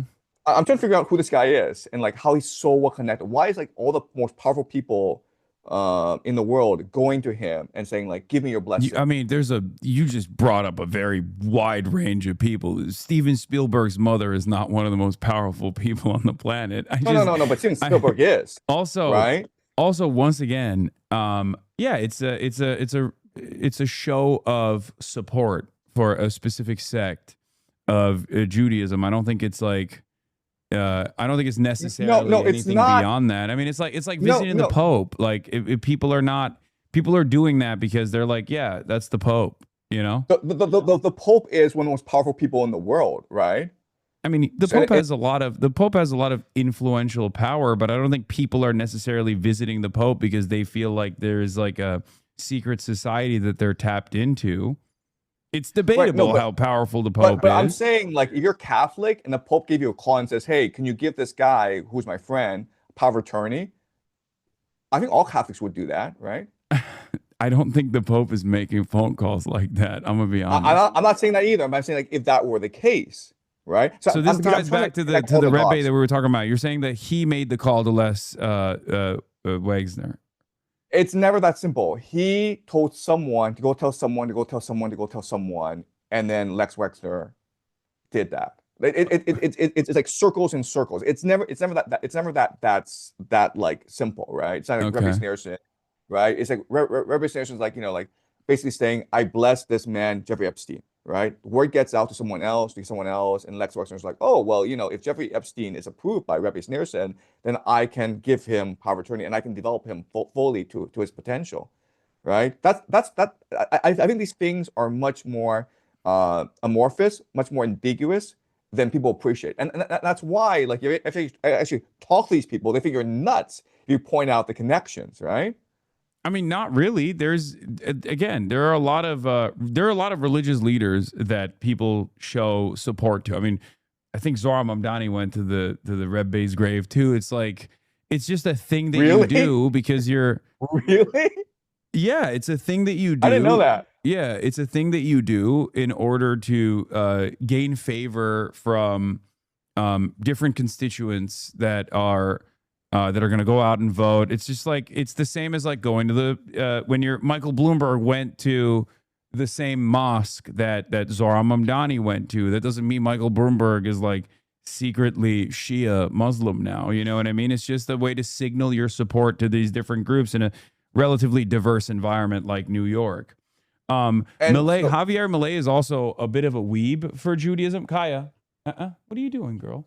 But that's a separate situation, I think. Having said that, once again, there is a reason, as I was trying to say, that there are a lot of like Latin American leaders that show support to Israel. But I don't think it's like some secret messianic Jewish conspiracy, but rather it's a way to signal support for Western foreign policy, specifically why American are there foreign policy that you will be a loyal servant to. Why are there so many IDF soldiers in Argentina? I don't know, vacationing is, or there's the Patagonia Yeah, yeah, fires, yeah, right? That's what you're. yeah. Yeah, I don't know the exact details of what's going on there, as far as like what may have taken place, but as far as um, as far as land grabs or whatnot, I don't know how that I don't know how that translates to again some kind of like grand Jewish conspiracy. I'm not saying there's a grand Jewish conspiracy. I never said that. I'm not saying the Jews control the world. I'm not saying they're conspiring to control the world. All I'm saying is there are forces at play. And once these forces converge together, this offers you a better insight into how geopolitics works than the simple dialectic materialism. That's all I'm saying, Mm. right? Because like the railway station is just a thought experiment, right? I'm trying to figure out. I never met this guy. I know nothing about him. I just I don't think don't any of know. these guys believe in the spiritual stuff. I think they just look at the situation. They look at the world Okay, as a matter of self interest, advancing their self interest. And many powerful people in positions of power, they're not in like secret societies or whatever. They're pretty open about their ambitions. They don't do it in like cigar filled rooms. They do it at Davos. They do it at G10 summits where they get okay, together and they just say, "Look, this is our." We have to maintain control over the Middle East. Iran is a sovereign nation, and as a sovereign nation, it presents tremendous destabilizing power against Israel, which is our unsinkable aircraft carrier in the region. That is a destabilizing force. And if there are some people in Israel that believe the messianic, the end times conspiracies or whatever, that's fine. But I don't think that's the major motivating principle of the likes of Benjamin Netanyahu, for example. I mean, he's a conservative Jew that grew up in Philadelphia, so I don't think that like he's a firm and committed believer in that. I think he just wants to leave a lasting legacy and expand the boundaries of Israel. That's what I think okay, he's doing, and it just right, works. okay, These interests coalesce with America's interest in the region. okay. I would say I would agree with you on this, but at the same time, I think that if we just use this perspective, okay, then we would have to conclude that eventually this war against Iran will end, right? Because it's not in their best interest for this war to continue for too long. Is that correct? I'm trying to figure out, okay, we have this model of the universe, which is dialectic materialism, self-interest. And so let's extrapolate I from this mean, and figure out where there this are war other in Iran competing would go. forces here as well. Obviously, like America has to save face. America has to maintain force projection capabilities. That's like the entire underpinning of the dollar being the reserve currency. If America's military might is bested by a middle power like Iran because it has complete control over the Strait of Hormuz and can dominate the American military that way and dominate global capital that way, then obviously America's no longer the superpower we once thought it was. That would destabilize everything. So there is the competing interest there of America trying to save face to the best of its ability. So I suspect that they'll try to wean out of the situation and probably maintain this like weird limbo where is there a memorandum of understanding? Will Iran actually get sanctions relief or not? I suspect that the reasonable thing to do in this circumstance would be to actually retreat from the rest of the globe in the way that we've dominated, and instead move to, I guess, harden our defenses in the Donroe Doctrine in the Western Hemisphere, and redouble our efforts there, and not try to pick as much of a fight in the Middle East. I don't know if we'll do that. I'm just saying that would be the Okay. reasonable thing to do. So let me ask you this. Do you think the Electric Mosque will be destroyed? I hope not, but that is definitely the goal of a lot of there's definitely a group of people in Israel that want to do it. I mean, there's like archaeological digs that they're conducting underneath the Yes. mosque, in Yes. a specific attempt to like destroy the foundation that it Yeah. remains on top of. Right. But I'm saying like just if we just looked at the world from a purely dialectic materialist perspective, um, I mean, it'd be insane to destroy the Alexander Mosque. I mean, like you would incite a religious crusade, right? I mean, like you have like I mean, you I would have believe like there are people who believe a litany of different nonsensical things, and that could motivate them to take action. I understand that. I'm not discounting right, that at right. So all. so all I'm I saying just don't is think that there is a. I think that as long as it coalesces or converges with the interests of more powerful nations like the United States of America, or as long as it's in the interest of Benjamin Netanyahu to maintain a coalition with the more fundamentalist, more religious Jews in his coalition, he will make it seem as though that's fine, and he won't make right. he won't like force them to retreat in any capacity as long as they don't like destabilize too hard. But things do happen.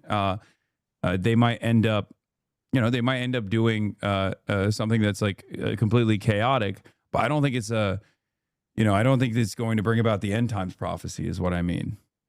Okay, all right. So I think here you and I would agree where maybe we can use economic self-interest to explain 95%, right? But then there's this unpredictable religious fanatical element to it, maybe 5%, that changes the vector of events, right? So if there were no religious fanaticism going on, okay, we can predict how this war will end up. But because there are these religious fanatics, maybe 5% of the population, and we're talking about like both in the United States, in Israel, in Iran, these are just religious fanatics, and they want this war to achieve their end times prophecy. And you and I agree, like they probably won't achieve their end times prophecy, okay? But that doesn't mean they won't try. And because they'll do certain things, then these events will basically become catastrophic, right? So I think right now the war is containable. Um, but if the Alexei Mosque is destroyed, right, then all bets are off. Like we don't know what's gonna happen now. I mean, who And knows? Who knows how the Muslim world reacts? They have, I mean, they've conceded quite a bit because Israel has, in line with the United States of America, Israel has been a fairly dominant force in the region. And given that they've turned a blind eye to the massacres of the Palestinians in Gaza, I don't know if the Arab world or the Muslims would revolt. Probably, maybe. And I don't know where that would go. But I don't think this is like, my point is, I don't think that this is an event that's being triggered deliberately by design by a group of individuals that are secretly controlling society in any meaningful capacity or have an understanding of the future or can see the future. It's just more so people that are, self-invested, and some who believe in ridiculous things, and you keep those forces at bay to the best of your ability. But the only reason why they're a part of the Netanyahu coalition, for example, is because of immediate political reasons, immediate domestic political reasons, and not like a much larger, much broader, cult that is a towering force behind closed doors. okay, so let me make my argument, and you tell me if it makes sense to you, okay? So I'm not saying is a top-down system of secret societies where they control everything, and we are just slaves to their whims. But there are lots of people embedded in different positions of power. They may be formally or informally attached together, but they have certain beliefs that are similar, okay? So you have these Christian Zionists, and you have these Zionists, and you have these Mormons and other groups, okay? They're not aligned. They don't have these meetings, conferences where they get together and say, let's plot to destroy the world together, okay? They don't do that. But they have certain belief systems that align, which call for the return of the Jews to Jerusalem, which calls for war in the Middle East, which calls Yeah, but for I the don't think that's destruction. happening either. That's my point. Because I Okay, mean, again, from all the Jewish people I know that live in the United States of America, some Zionists, some anti-Zionists, many anti-Zionists, uh, ain't nobody's trying to live in Israel. They're not going to Israel, no matter what happens.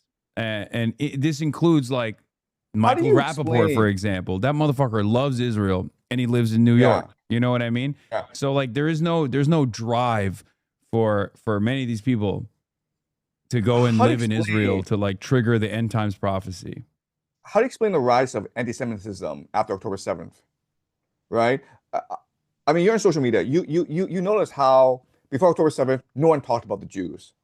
And No, then after October there's 7th, definitely there's always been like people look, there's two different kinds of anti-Semitism, right? There's like the way that people will casually say like, oh, Jews are in finance, Jews are in Hollywood, but they also made Seinfeld and I love Seinfeld, so it's fine, right? Like that's been the otherization of Jews for quite a long time. And then there's always been people who are like, no, Jews are at the heart of a lot of these conspiracies, like the old-fashioned anti-Semitism, the protocols style of anti-Semitism that neo-Nazis have tried to bring back into the forefront in perpetuity. As far as like post October 7, the increase in hatred of Jews is a direct consequence of the anti-Semitic incidents spiking in the aftermath of Israeli sieges in the past. Whenever Israel sieges Gaza, it does so by falsely claiming that it's doing this at the behest of Judaism, at the behest of like Zionists are, Zionism is Judaism. We're doing this as the Jewish state over and over again. And the defense of that in the Western world is always packaged in the same way. And as a response to that, people hear that and they go, okay, well, I don't fuck with this. So maybe all of these people that are in positions of power that happen to be Jewish are actually bad. And they're, demonstrating dual loyalty, right? And that's how it builds. That's how anti-Semitism grows. And as a matter of fact, many people who were prominent neo-Nazis, been deplatformed on numerous occasions, have taken advantage of Israel's newfound unpopularity in the Western world to push for this idea that all of these Jews they're all single-mindedly in defense of Israel. And there are plenty of American Jews, there's plenty of American Zionists that will actually say this over and over again, that will teach people this falsehood, this idea that all Jews are single-mindedly invested in the development of the Greater Israel Project, when that's not the case. And institutions also do this as well, like synagogues that do settler fairs and advocacy organizations like the ADL that will then go around and go on television and say that all prominent critics of Israel are anti-Semitic. Okay, so I'm not plugged into social media as well as you are, and I'm based in China. But I will tell you this: I noticed a distinct difference in social media postings pre-October 7th and post-October 7th. October 7th, there was a real focus on anti-racist thinking and behavior, right? Like, let's not conflate people into their racial groups, and let's not discriminate against certain racial groups, okay? And that was pretty clear and stark on social media pre-October 7th. After October 7th, very rapidly, like, you had all these people saying the Jews are responsible for everything. I'm like, okay, first of all, why was this the sudden sea shift, right? This sudden shift in mentality. That's number one. Number two is, are people really that stupid they can't conflate that they have to conflate anti-Zionism with anti-Semitism? I mean, I think it's okay to say, like, I disagree with Israel's policies, but then to say these Jews are controlling the American government, like, these are two different things altogether. First of all, there's a lot of stupid people. Let me stop you there. And number two, there's a lot of, Elon Musk purchased Twitter. The algorithm, under the auspices of free speech, was tweaked at the behest of a lot of neo-Nazi sentiment. I mean, Adolf Hitler gifs were going viral almost on a weekly basis, almost on a daily basis. So there's definitely a little bit of algorithmic tweaking there as well that normalizes this kind of attitude. And Twitter the internet it always cross-pollinates information from one social media platform to the next. So whatever happens on Twitter then makes its way to TikTok, then makes its way to all these other platforms. But the point I'm trying to make is that there is like a lot of people heard what prominent defenders of Israel were saying, and they learned the wrong lesson. because prominent defenders of Israel, even to this day, will often conflate Judaism and Zionism, and will also defend Israel's actions by falsely painting its critics as anti-Semitic. And for the I longest agree. time, this anti-Semitism accusation held a lot of weight. Part of the reason why it held a lot of weight is because there are a lot of liberal advocacy organizations that were civil rights organizations or masqueraded as civil rights organizations, like the ADL, which in the past, in the 90s, was actually caught spying on Jewish Americans, Black Americans that were protesting apartheid in South Africa, and an organization that is backed by the Israeli Knesset. And the reason for why a lot of these pro-Israel organizations that masquerade as pro-Jewish organizations or Jewish advocacy organizations were allowed to operate on U.S. soil was not because of like some special secret magical mystical powers that Jews have, but because this was a reasonable way to stamp out any kind of opposition that Americans who believe in or learn liberal humanitarian values would actually be at odds with what Israel was doing if they learned what Israel was doing, right? So a good way to stamp that out, good way to stamp that dissent out, was to immediately deplatform a lot of these organizations. But because it was in line with the American State Department's objectives of controlling this resource-rich region, the Middle East and North Africa, because that's what Israel's primary role was, and also was a reliable Cold War ally as well, these organizations were allowed to operate, just like AIPAC doesn't get hit with FARA restrictions on U.S. soil. But that's the exceptional nature of this relationship, only because Israel made itself a very valuable asset for the interests of American capital I that completely wanted to agree. dominate this I oil-rich completely region. agree. I completely agree with everything you said. Okay, like everything you said, I completely agree with. Behind Zionism is transnational capital. That's real power in the world. That's one. Number two Okay. is the people who really benefited from all this anti-Semitism are the Zionists, right? Because it gives them I don't cover. necessarily think that they benefit from it. I think that, I mean, it's clearly failing at this point. So that's like, I would say there are some clear benefits from all this a- anti Semitic sentiment online. Okay, number one is it gives cover to Israel, right? Because before people were focused on the genocide that Israel was committed, as they rightfully should be, but now it's like, oh, this is debate. Like, is your behavior anti-Semitic? Is this threatening Jewish people in America? Okay, so you're shifting the debate. That's one. Number two is it's causing cohesion I know, but it doesn't among. work. That's the reason why I'm saying, like, there is no, it only worked when mainstream media was not as diverse. It only worked when there was an opportunity to gatekeep certain kinds of information to stop them from reaching I collective conscience. I think it's It working. doesn't work in the diverse landscape of the internet. I think it's working for two demographics that are key to the Greater Israel Project. The first demographic are the Jewish people themselves. It's causing a lot of cohesion and unity among the Jewish people. Even those Jews who are secular and who have criticized Israel in the past, they recognize that it's very important to maintain unity. That's the first demographic. And the second demographic are the baby boomers. I think if you talk to the baby boomers and you pull the baby boomers. This I don't agree with, and I'll tell you why. Okay. Okay, number one, there is a massive generational divide, even amongst American Jews, as far Yes. as the way that they understand Judaism and their connection to the state of Israel. It's not a Okay. secret that there's an indoctrination project in the Western world for young Jews that live in the Western world. They go to Jewish school, and all matter of Jewish culture and Jewish identity is baked with this civic nationalist perspective, right? Yes. That has changed dramatically.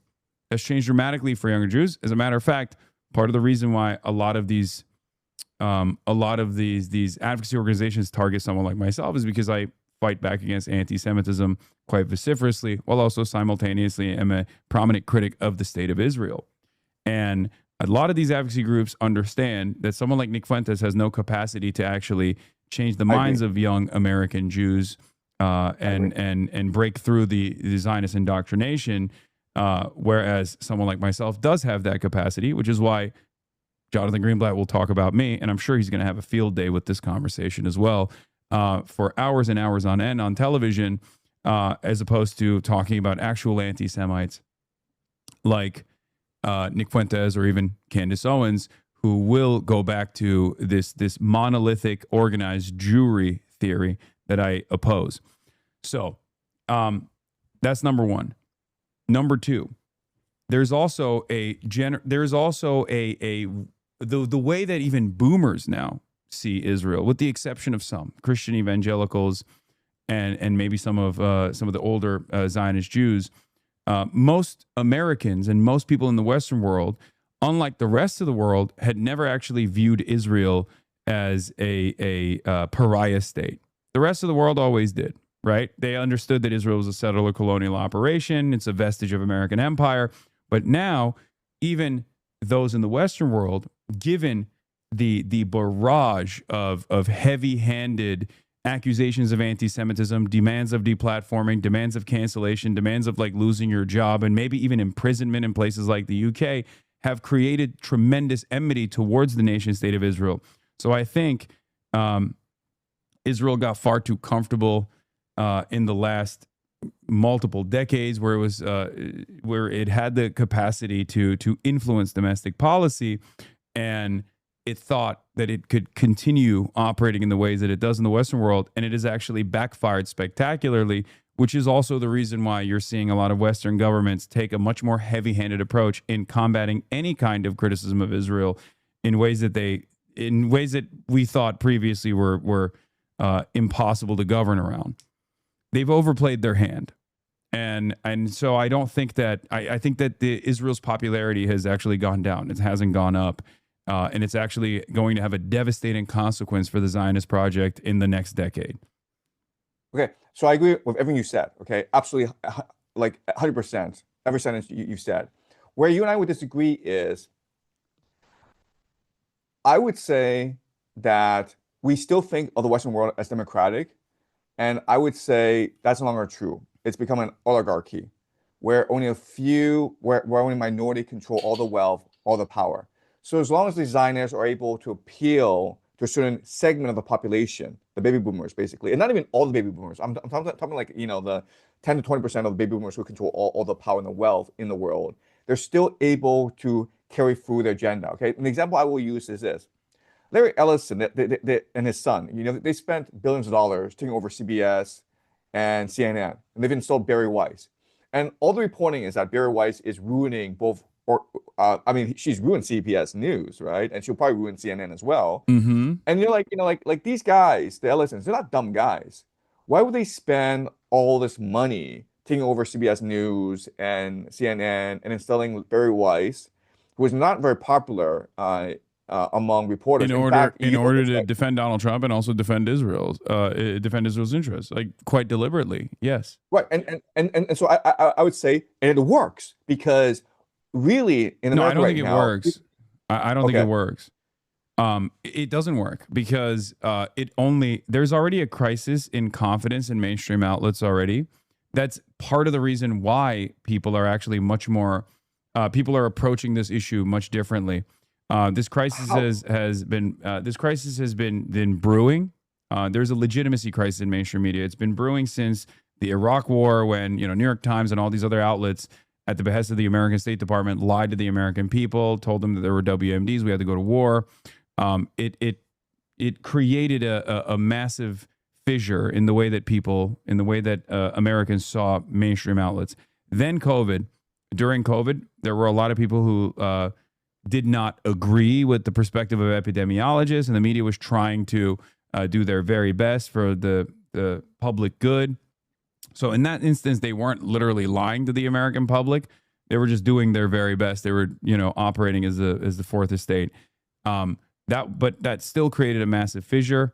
And I think that the last 3 years, the way that mainstream outlets covered this genocide versus the way that people could see this genocide unfold in real life in front of their eyes on social media also increased that division, and it almost collapsed the legitimacy that people have for mainstream media in its entirety. So now this purchase of CBS or the purchase of TikTok and all the algorithmic gaming is not going to be able to combat the enmity that people have towards Israel. Okay, so let's talk about Thomas Massey, right? This is an incumbent who is very popular, and who has done a lot for his constituents. And three billionaires, Miriam Adelson, Paul Singer, John Paulson, they spent about like $30 million to $35 million. And there's only one demographic that opposed Thomas Massey, and it's the baby boomers. So you would think, just given this, you would think Thomas Massey would win the primary easily, right? And I actually thought that he would win the primary easily, yet he lost by 10 points. Yeah, I mean, it's a cult. Republicans are a straight up cult. They're unbelievably cult-like. Donald Trump hates Thomas Massey because Thomas Massey does the Epstein files. Thomas Massey's a major critic of Israel. Donald Trump wants to reassert his influence over the party. He puts Thomas Massey in the crosshairs. There's also $35 million in ad spend.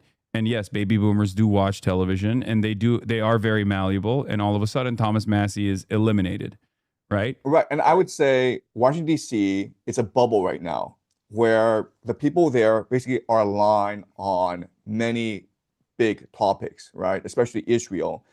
Section 219 of the National Defense Authorization Act, it's passed, and now you will see a slow merger of these two militaries, right? Israel and the United States, and they're doing this, as you point out, because like they need a pit bull, they need Israel in order to secure American interests in the Middle East, and this is a way to circumvent congressional oversight, right?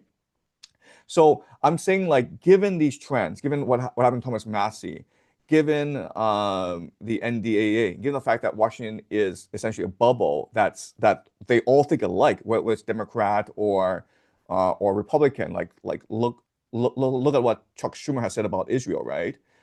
What reason do we have to be optimistic that there is going to be a turning of the tide against Israel?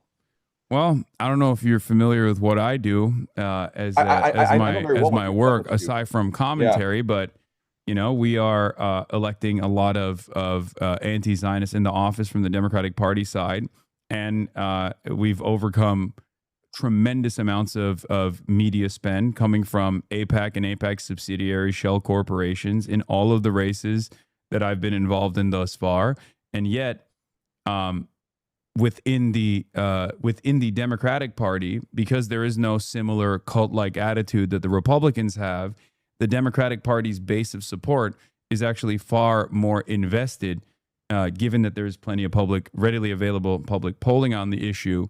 There is a lot of appetite for anti-Zionist, anti-Israel sentiment within the Democratic Party, which is precisely the reason why, in spite of the millions of dollars in ad spend within the Democratic primary system, prominent critics of Israel are getting elected. It's actually created a massive crisis within Washington, D.C. They're constantly talking about how they have to do away with this democratic socialist movement in their ranks. I don't think it's entirely about Israel, of course, but that's just one reason for why. That's one reason for why there's so much anger and resentment coming from D.C. But at the end of the day, if Israel was this all-controlling entity, or if there was any sort of like cult that was gaming the system behind closed doors, then this kind of stuff would not happen. It would not happen in any way, shape, or form. People would just end up mysteriously losing these sorts of elections and whatnot, and there wouldn't be any sort of like established movement that's harnessing the current anger and resentment people have with the way that Washington, D.C. Is operating in line with Israel's interests. What do you think of the 2016 Democratic primary and the 2020 Democratic primary, where Bernie Sanders was clearly going to win the nomination, and in both instances he was railroaded by the Democratic Party establishment, right? And we know in 2016, because of the leaked emails, right, where the Democratic Party establishment was conspiring I mean, against they did Bernie it Sanders. openly And too. in They did it by way of 2020 media as well. And in 2020, the same thing happened where Bernie Sanders had won Nevada, and he was clearly going to win the nomination because there was so much energy and organization behind him. And then um, Super Tuesday, they all rallied behind Biden. And like 2 months prior, the Democratic Party establishment was like, he can't possibly win, so we need either Pete Buttigieg or Kamala Harris. Yeah, boomers Right? I are mean, like, high propensity voters. They vote in the primaries, and they are slammed to their TVs, and they were much more malleable, much more persuadable about the electability argument. That's actually a key difference in this election cycle right now. We don't know where this will go, and I'm sure that the Democratic Party will do everything in its power to make sure that the establishment continues to maintain its grip on power. But this kind of deliberate sabotage that was implemented in the DNC system in 2016 and 2020 is going to be a much more difficult terrain for the Democrats to put forth, given that there is one, a lot more diversity in people's media diets, a lot more interest in actually putting people into positions of power that will, combat the relationship, the pre-existing relationship that America has with Israel, and we're just better organized this time around as a consequence of all of those failures that we went through in the last 10 years, in the last decade. And I think that is the reason why it's very different this time around, hopefully. There could okay, still be failure at the end of the day, but, we're just going to continue organizing around it. I want to go back to 2020 and look at the sort of like conspiracy against Bernie Sanders, okay? Because like let's look at what happened, okay? So Bernie Sanders had already won Nevada by a landslide, okay? And then what happened was a series of events. First of all, Barack Obama did a call in to a radio show in South Carolina. James Clyburn then endorsed Biden. Then the nominees started to drop out. Amy Klobuchar, Pete Buttigieg, they all dropped out together.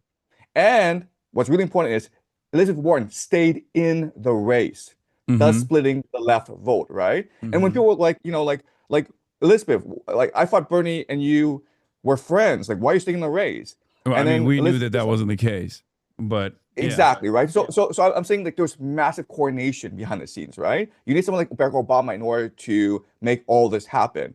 So given that Barack Obama sabotaged Bernie Sanders in 2020, and given the fact that Barack Obama still remains the most popular Democrat in the United States right now, he's still the most powerful Democrat in the United States right now, what makes you think he won't do this again?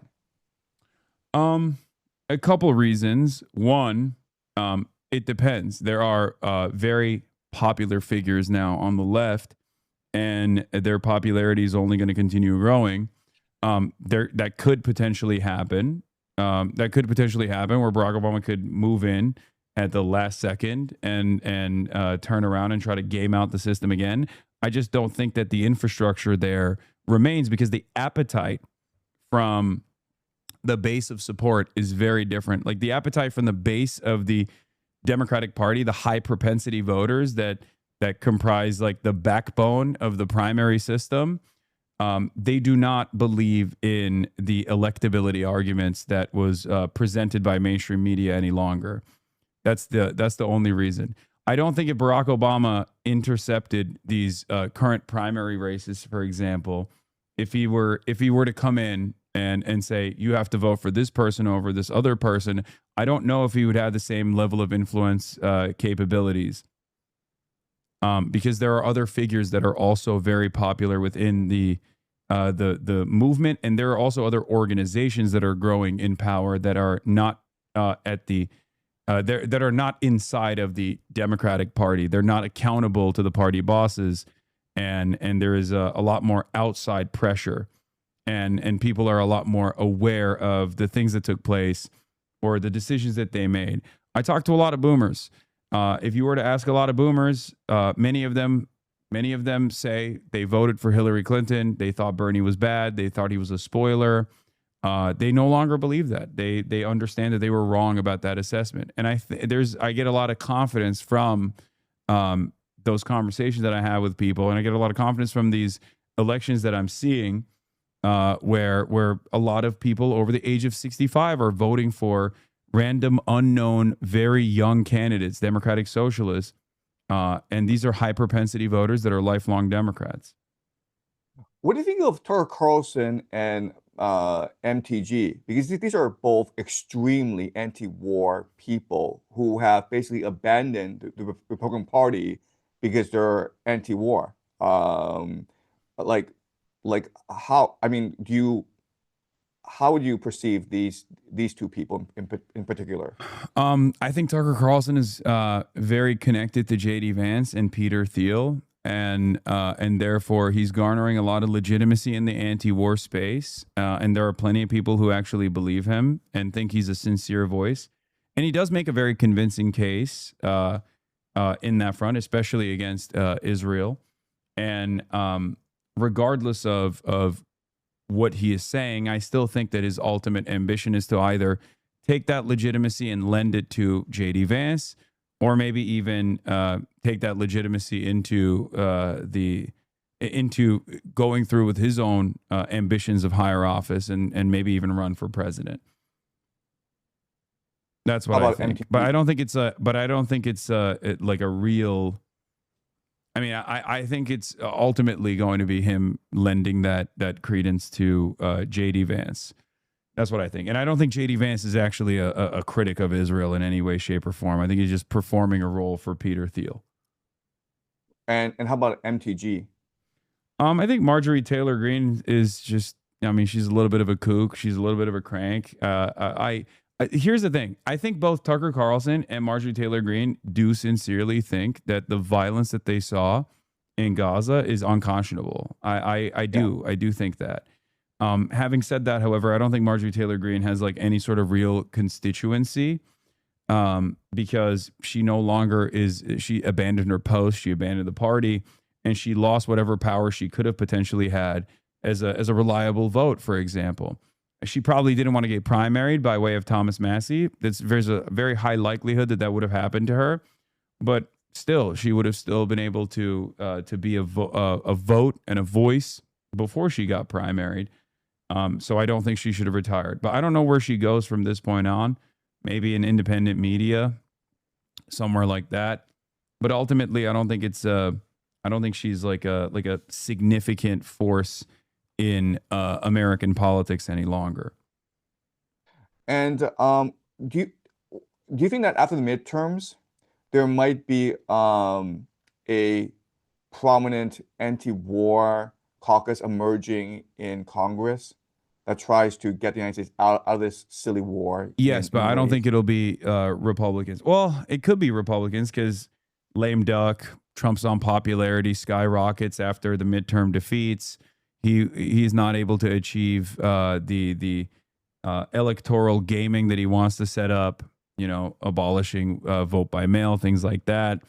And therefore, the sequence of midterm defeats cause the party bosses to sour. This happened last time Donald Trump was in power as well.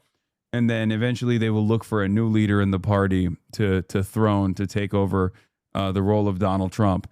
That's what I think is going to happen. And therefore, because he's losing his legitimacy, a lot of careerist politicians, even on the Republican side, will most likely try to coalesce around an anti-war force, recognizing that the attitude has shifted dramatically in that direction. And there's no cult-like figure that is all-powerful that can muster up the forces. So you would know a lot better than I do, but I would guess that for the midterms, the Democrats are going to promote a lot of blue dog candidates. Of course. Are you concerned at all? Are you concerned at all about that? I mean, that's just what they do. They've done that every midterm. They will always promote the most conservative Democrats they possibly can. In which case, it's possible that after the midterms, there might be even more pressure from Congress to expand this war. Do you think that's a possibility? There's always a possibility, yeah. Okay. But what I'm saying is, in the interest of making sure that we avoid that reality, I'm trying to get as many anti-war voices elected as possible right now. Ultimately, it doesn't matter. There's still going to be a lot larger of a force within the Democratic Party that will still most likely maintain a posture, a militant posture. But that only heightens the contradictions. Just like Israel overplaying its hand and constantly hitting the anti-Semitism button and demanding that governments like the UK start punishing people for being outspoken critics of Israel frustrates a lot of people. That tension keeps bubbling up and it has to go somewhere. You have to release a pressure valve. And democracy is supposed to be that pressure valve. If the Western world no longer has any confidence in democracy and the democratic process, which I agree with you, I think it is an oligarchy. I don't think it's a real democratic process regardless. But once it gets to that point, changes will be inevitable. That's it. And I think people, powerful interests of capital, will want to maintain a level of stability. They can make money in crisis. They can make money through volatility. But too much instability and too much volatility, all of a sudden they're not making money. Then it becomes unpredictable. So in an effort to avoid that, they will have to concede. That's what I think. Well, I mean, I'm rooting for you, and I really hope that there could be a revolution within the Democratic Party that brings in young, fresh voices such as Mandani, such as yourself, because this is really the best hope for America right now. The Republican Party has become, as you point out, a cult, and so really the best hope right now is that the Democratic Party becomes the anti-war, pro-worker faction in America again. All right. Well, Professor Jiang, thank you so much for coming on. I got to go. Thanks, I have a photo thanks so shoot that I much. have to attend. Okay. Well, thanks so much. Okay. All Bye-bye. right. Have a good one. Bye. Bye-bye. Wow. That was a journey and a half.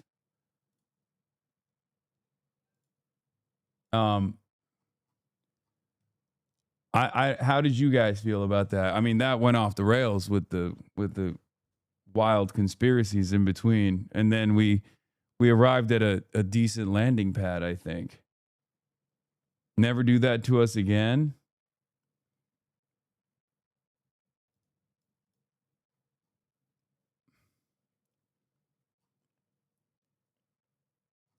I can't believe you didn't ask him about spirit cooking. Please have him as a regular guest. He is an interesting he's a roller coaster. We did see the same thing. We did see the same thing happen. He'll have like decent analysis and then he'll package it up with like just wild stuff. All right. Well, I got to go.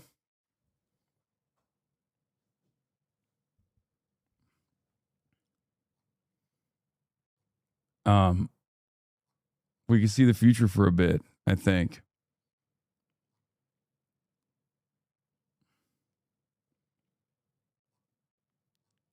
Okay.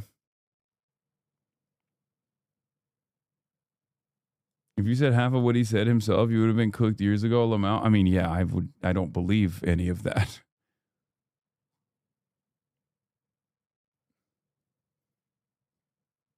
Why do you think he does that? I have no idea. I thought I could dive into it a little bit further, but anytime we tried to understand where he was coming from, it would go into like crazy places. Anyway, all right, everybody, love you all, and I will see you tomorrow. We'll have more fun wall-to-wall coverage. You got cooked so hard it was like you were in Dante's Inferno. Yeah. If you're going to have CIA on, just reach out to John Kiriakou. Yeah, hopefully next. John Kiriakou's next. Were you? I disagree with him. I feel like you were being obtuse. Yeah. Not trying to understand his theory. What are you talking about? Sorry, bro. This is why I think like people even in this community are too stupid and like maybe some ideas are too dangerous to platform, because no matter how far-fetched and insane certain ideas might be, you'll still have someone be like, no, but like let him cook.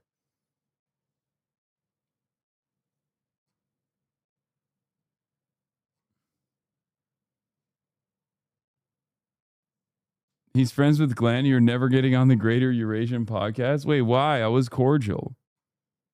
To the best of my ability.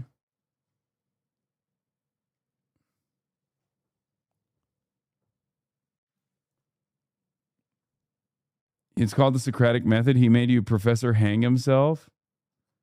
Yeah, he gave me enough rope to hang myself.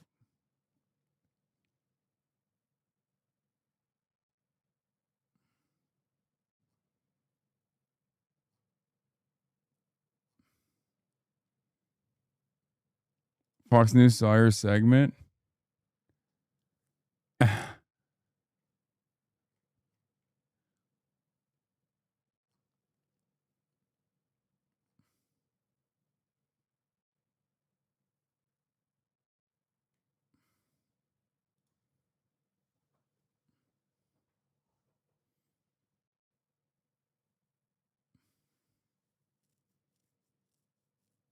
Well, listening to John speak was like watching Jordan dunk. I agree.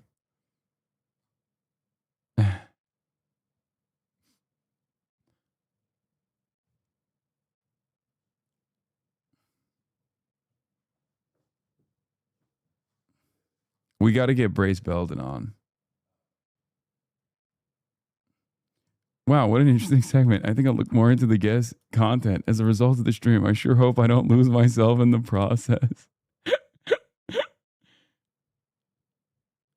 Okay.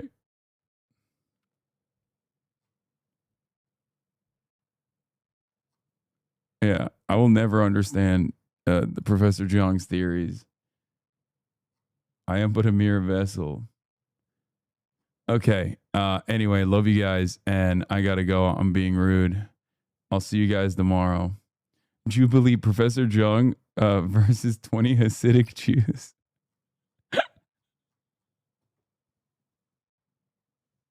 That's crazy. No one should be put through that.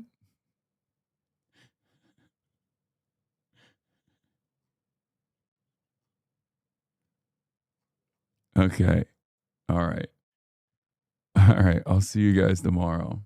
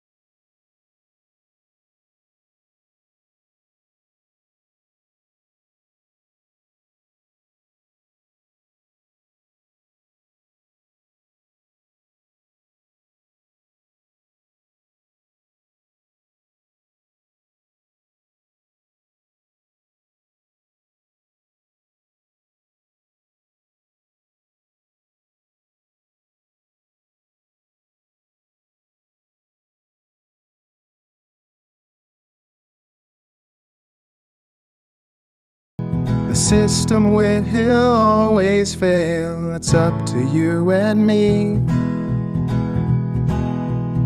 All these